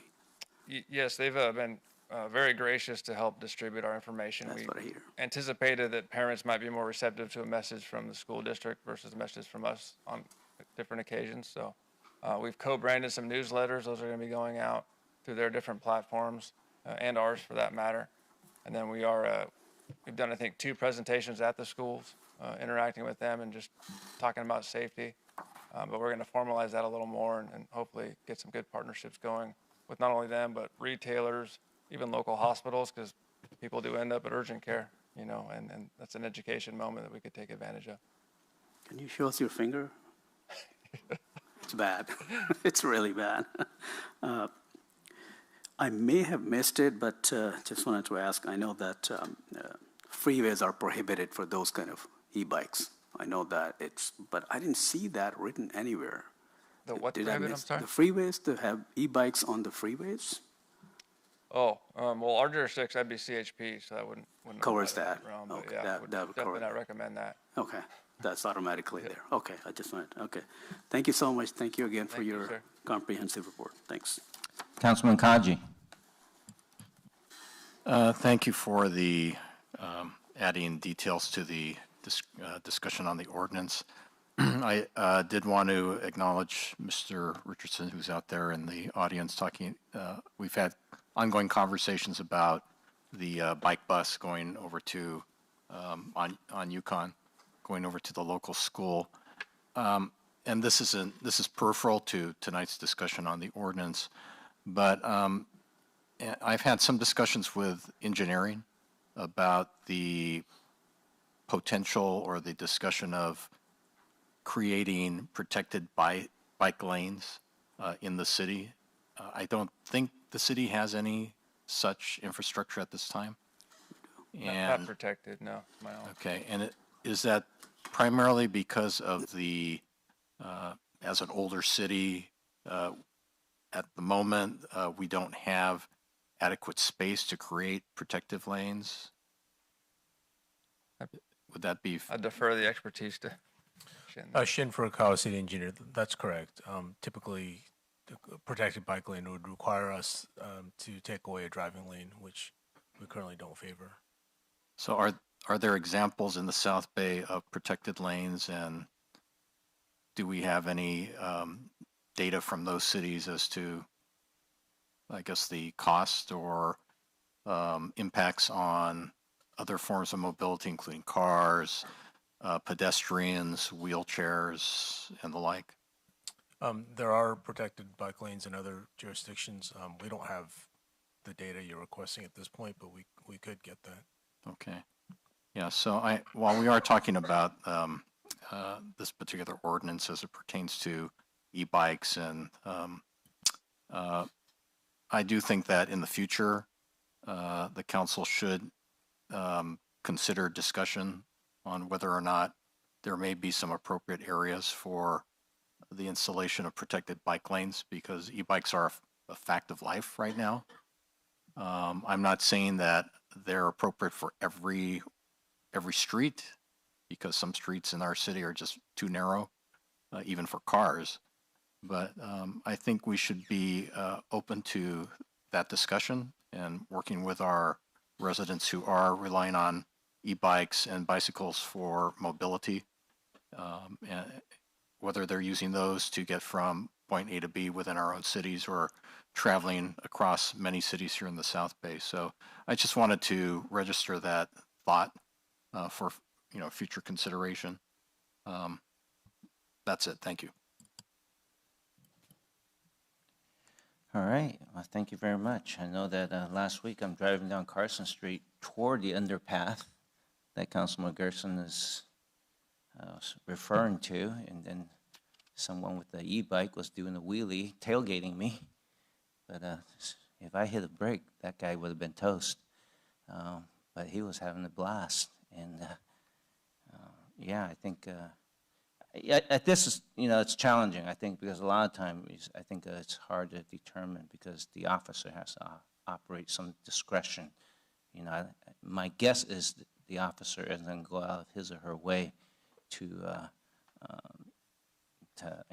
cause problem with a father taking a kids to school on a small bicycle, unless those kids start running over a grandma that's on the bike, that's on the sidewalk, and just go over them. And I think that's part of discretion. I believe so. Right? And I think the intention is good. And then I hear a lot of comments about. I think almost a lot of people say, you see, all these crazy drivers here. So, if we want to change behavior, I think, crazy drivers. I was talking to the public works director about a year ago. Someone at the gym shoulder tapped me and said, well, over there on the Del Amo Boulevard and Hawthorne, it looks like you have the left turn lane, green light, and going perpendicular, green light going on at the same time. And he said, you better check your traffic light. And I talked to Craig Bilzerian, and he goes, no, that the software logic cannot allow that. And he said, Mayor, you know what's really happening? Those guys are just running red lights. And the public thought the lights just were not synced correctly. And he said, somehow it seems like the pattern is starting maybe around COVID-ish time frame. A lot of folks just aren't abiding the traffic rules. I come out 24-hour fitness at Del Amo Circle by where Legacy Partners building, and I'm parked there. I'm just seeing people just running that stop sign almost every other day. So I would encourage, I know I hear a lot that people are driving crazy. I would say, when we have opportunity, that the so-called unlawful drivers probably need to know that, yeah, if you get caught. I was driving to an event last week, Saturday, and my navigator said, red light camera up ahead. I was going toward Beverly Hills, and it sounds like some parts of the city, they allow ticketing probably with a red light camera. I know our city manager and Danny knows I have been looking for ways, we can't have officer on every corner of every red light and stop sign. But there's a point where if we're allowed to do that, it sounds like some parts of the greater Los Angeles is allowed to do that, so that, if someone is really running red lights regularly and stop signs, which is probably more danger than e-bikes doing wheelie, that there's a way we think they could get a fine or a citation. I think a council appreciates all the work. I think the intention is really change behavior of reckless e-biking. There could be reckless biking. You don't have to have an e-bike to be reckless, right? You could have a regular motorcycle do some of the stuff, wheelies. I think I've seen that too. Councilwoman Lewis, you want to take a stab at this? Yes, I would like to make a motion to adopt recommendation number 1 as written and approve an ordinance summary for publication. Second.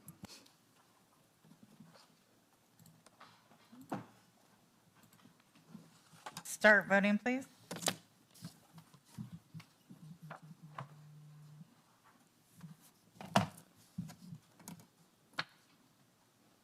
Your Honor, that motion carries. Councilmember Gerson voting no. All right. Thank you. I want to thank city staff. I think this is just the first step, and if we need to make corrections in the future, we will. The intention is to protect the public at large without being too restrictive. Your Honor, would you like me to read the title into the record? Oh, yes, please.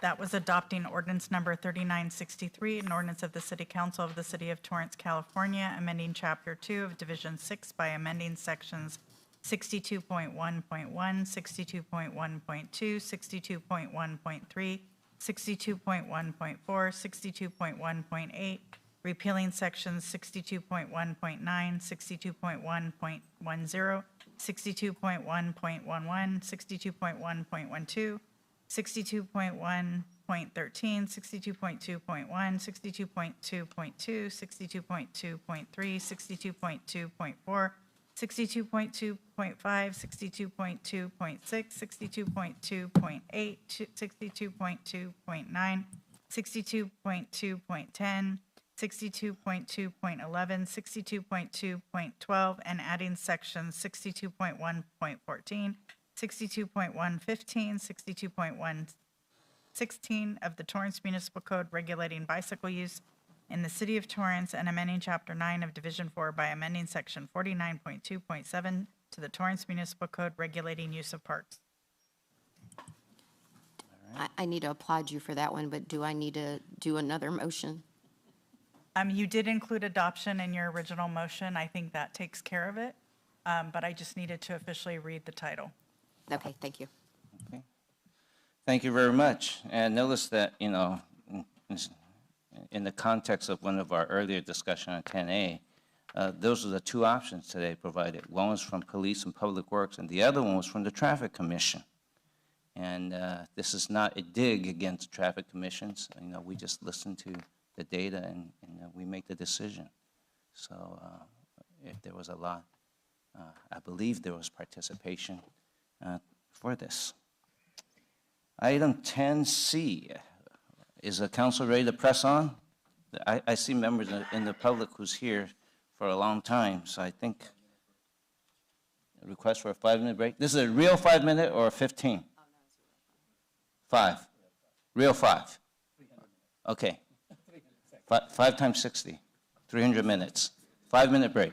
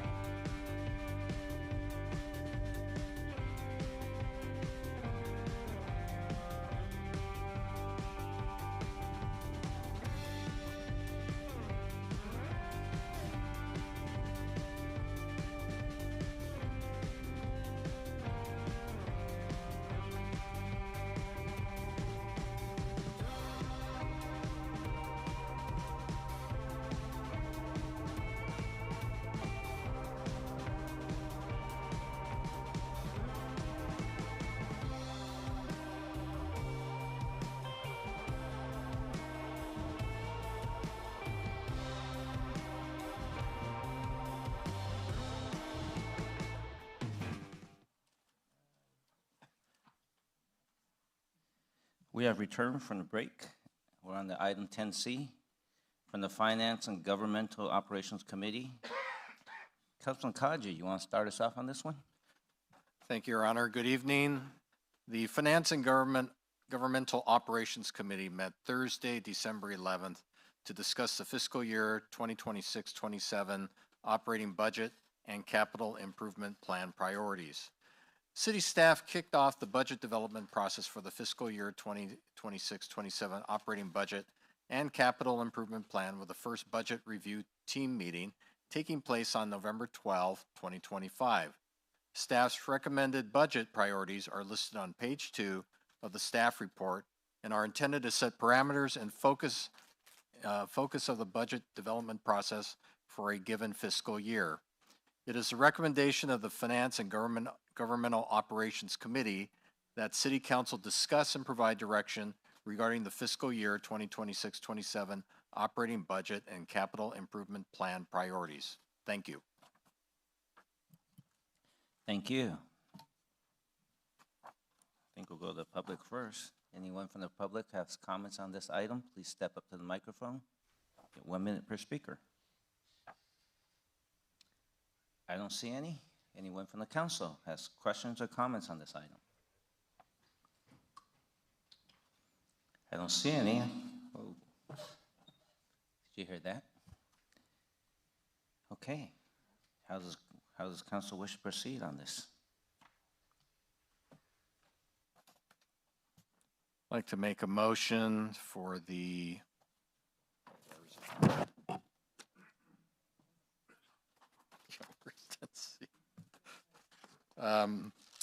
recommendation of the Finance and Government Operations Committee that the City Council accept and file.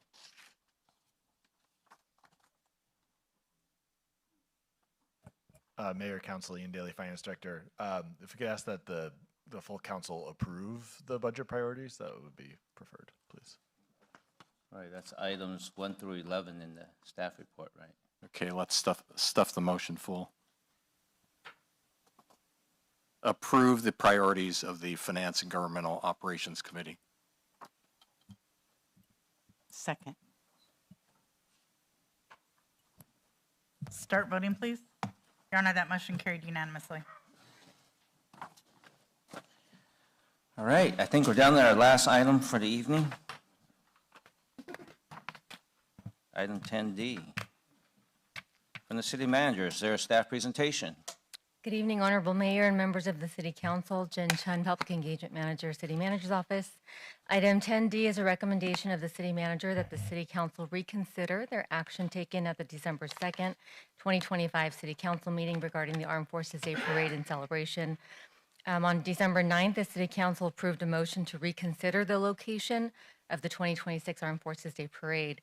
For clarity, the action before the council this evening is limited to a yes or no vote on whether to reconsider the December 2nd matter and does not include discussion of the parade location itself to avoid a potential Brown Act violation.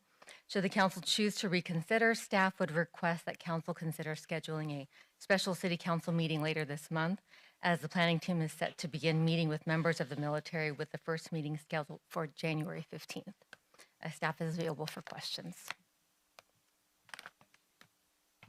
Thank you. Since this is an agenda item, I'm going to ask, is there any member of the public who wish to speak on this item? Please step up to the microphone. Get 1 minute per speaker.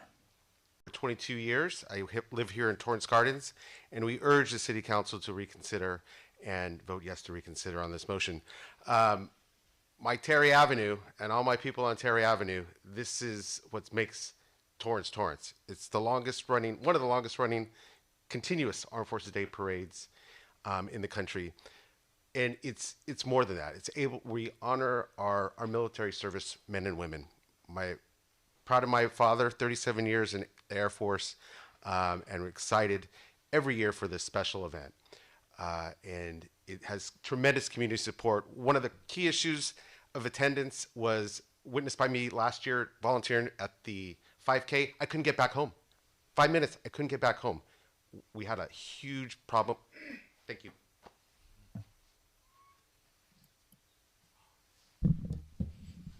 So, Mark Troy, I just want to ask the City Council to please reconsider. I've been very public about my thoughts. I think you can all find it online, so I don't need to share those thoughts. But I ask you to consider. I believe the entire city of Torrance has expressed their views, and I think it's prudent to reconsider. Thank you.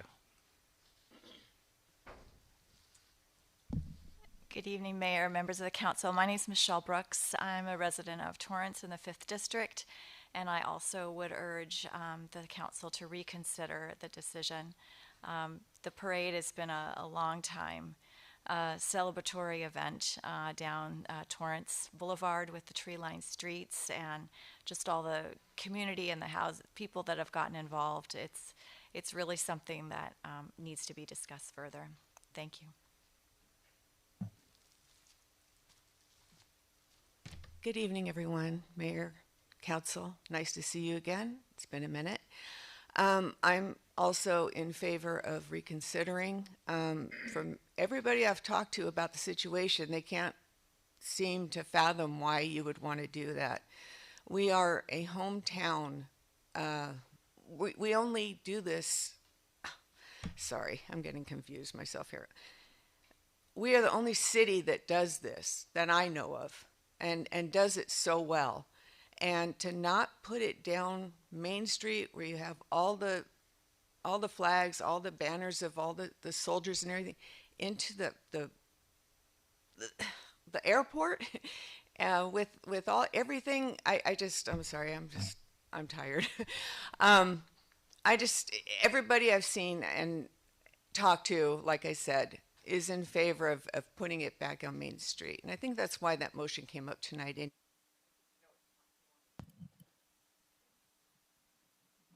Anyone else from the public wish to speak on this item? If not, let's come back to the council. I see someone already clicked in for motion. If you want to click in to speak, please click in. How does the council wish to proceed? Motion to reconsider the action of the council on December 2nd, 2025 regarding the Armed Forces Day Parade and celebration. Second. Start voting, please.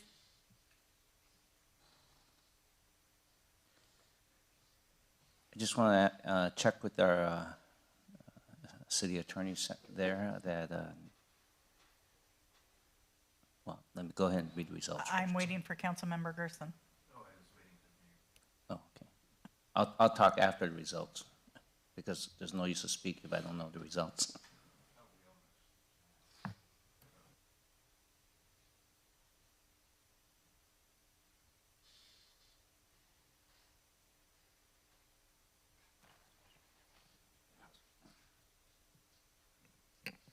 Your Honor, that motion carried unanimously.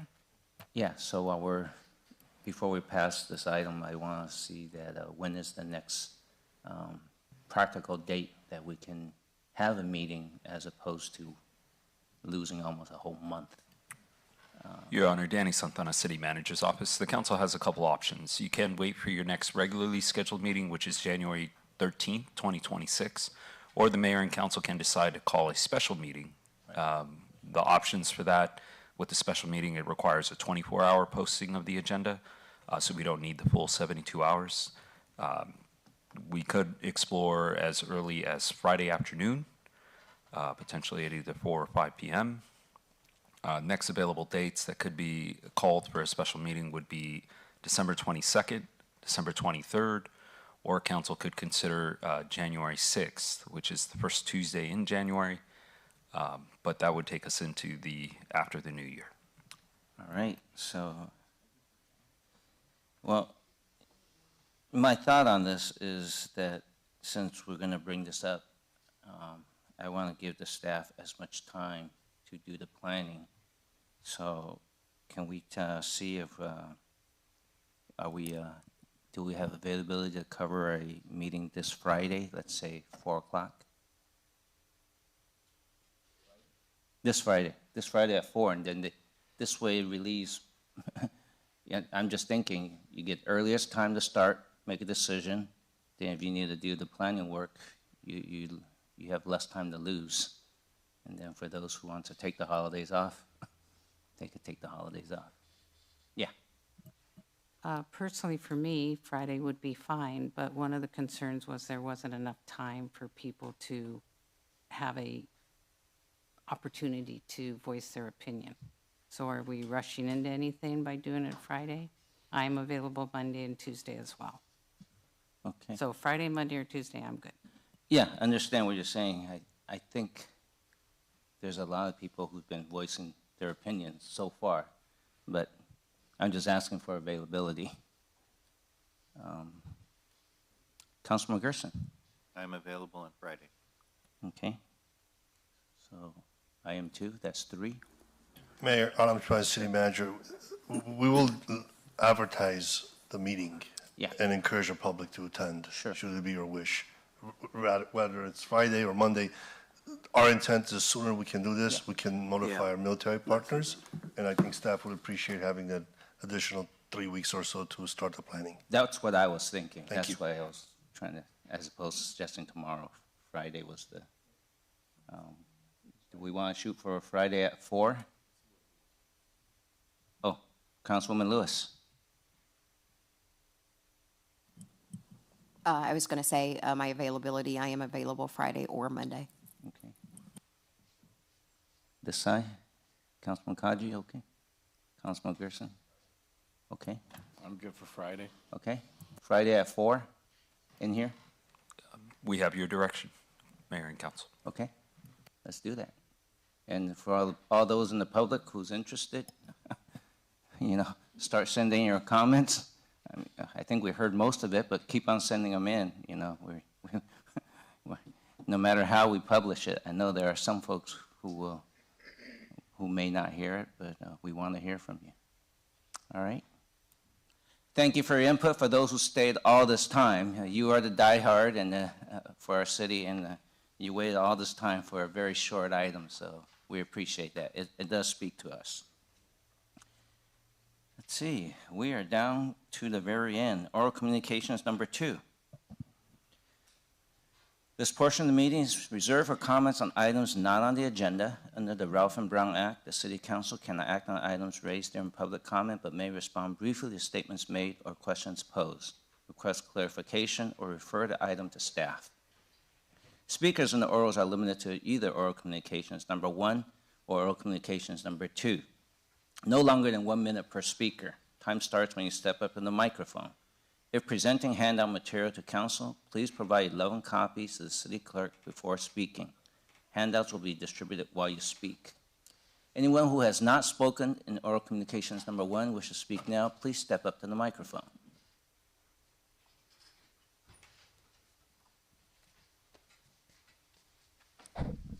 So this is Mark Choi. For item not on the agenda, one comment or question that's come up amongst friends is just crime in North Torrance area. And so if there's any way we could address that. And then I personally don't know exactly what's going on with the mall because, last year, a couple years back, there was a whole, what was it called? You needed to come with a parent and, minors couldn't come. I'm not sure if that situation is better or not. I just heard, I'd seen the headline about the guy writing that, e-bike through the mall and makes me, less inclined to take my children there. So any info on that would be appreciated too.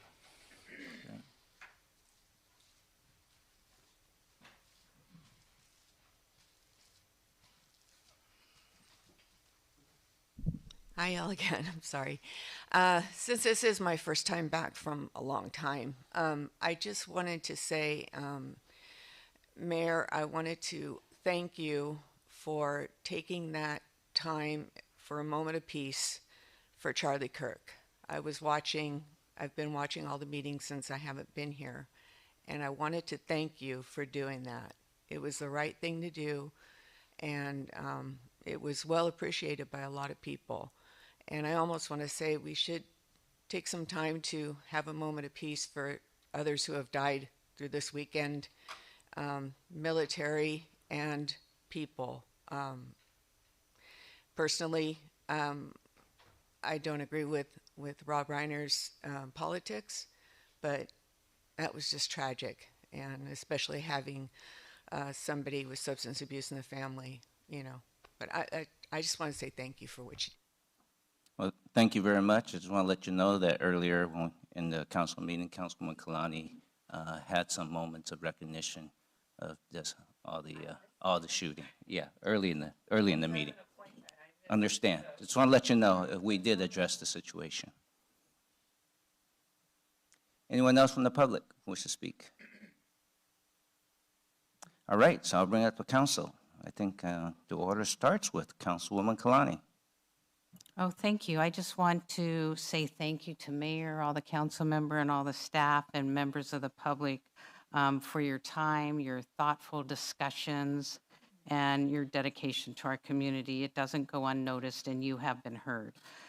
During the holiday season, if you're not going to be back at this special meeting, I hope that it's filled with wonderful times with families. That's what matters most. So God bless you all. Thank you. Thank you. Councilwoman Lewis. For those who won't be joining us for the meeting, I want to wish everyone a Merry Christmas, Happy Hanukkah, Happy Kwanzaa, whatever or however you celebrate. Be safe. Remember what's truly, truly important. And if anyone happens to be cooking on Christmas Day so I don't have to, let me know. Have a good one. Thank you. Councilman Matucci. I have nothing. Good night, everyone. Okay. Councilman Shea. Thank you. I just want to thank all the community members who had their voice on numerous of the items and get engaged, and we really appreciate your input. Thank you. Councilman Gerson. I'm going to save most of my holiday wishes and greetings till Friday's meeting, but I do want to thank Mr. LaRock. Thank you. No, he's back. Back on the dais. Anyways, thank you. All right. Councilman Kaji. Thank you. Happy holidays to everybody.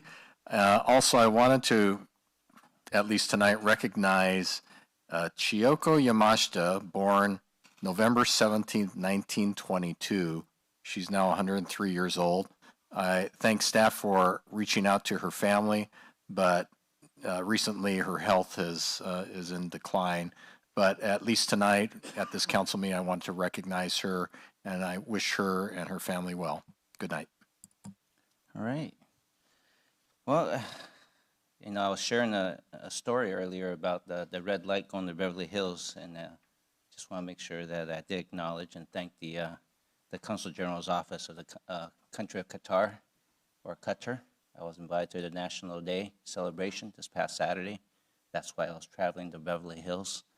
And, it's an honor to be invited to these special National Day celebrations from many countries around the world. And, we just thank you that, they're reaching out to us. And I believe I was the only mayor there among all the other consul generals. So very thankful for the invitation.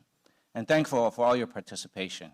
And like I said, those of you who diehard stayed all the way till 10:42 tonight, thank you for your active participation. And for those of you who can make it this coming Friday for the true last council meeting of 2025, today was supposed to be. That's why we're dressed this way. But I don't know we're going to be this way this Friday. But come and be involved.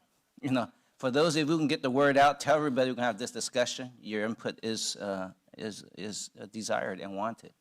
So I'll take a motion to adjourn tonight's meeting, but whoever's going to do it, make sure. I'll be happy to do it, but I don't know if we're meeting at 5 or 6:30. We're meeting at 4. 4 p.m.? All right. Now I'm ready. All right. I move that we adjourn the city council meeting till Friday, December 9th at 4 p.m. Sorry. What? Oh, shoot. I missed my 9. Let's start from the beginning. I really move to adjourn the city council meeting till Friday, December 19th at 4 p.m. For a special session and the Leroy J. Jackson Council Chamber. Second. Start voting, please. Your Honor, that motion carried unanimously. Great. Thank you, everyone. Good night. We made it out before 11 p.m.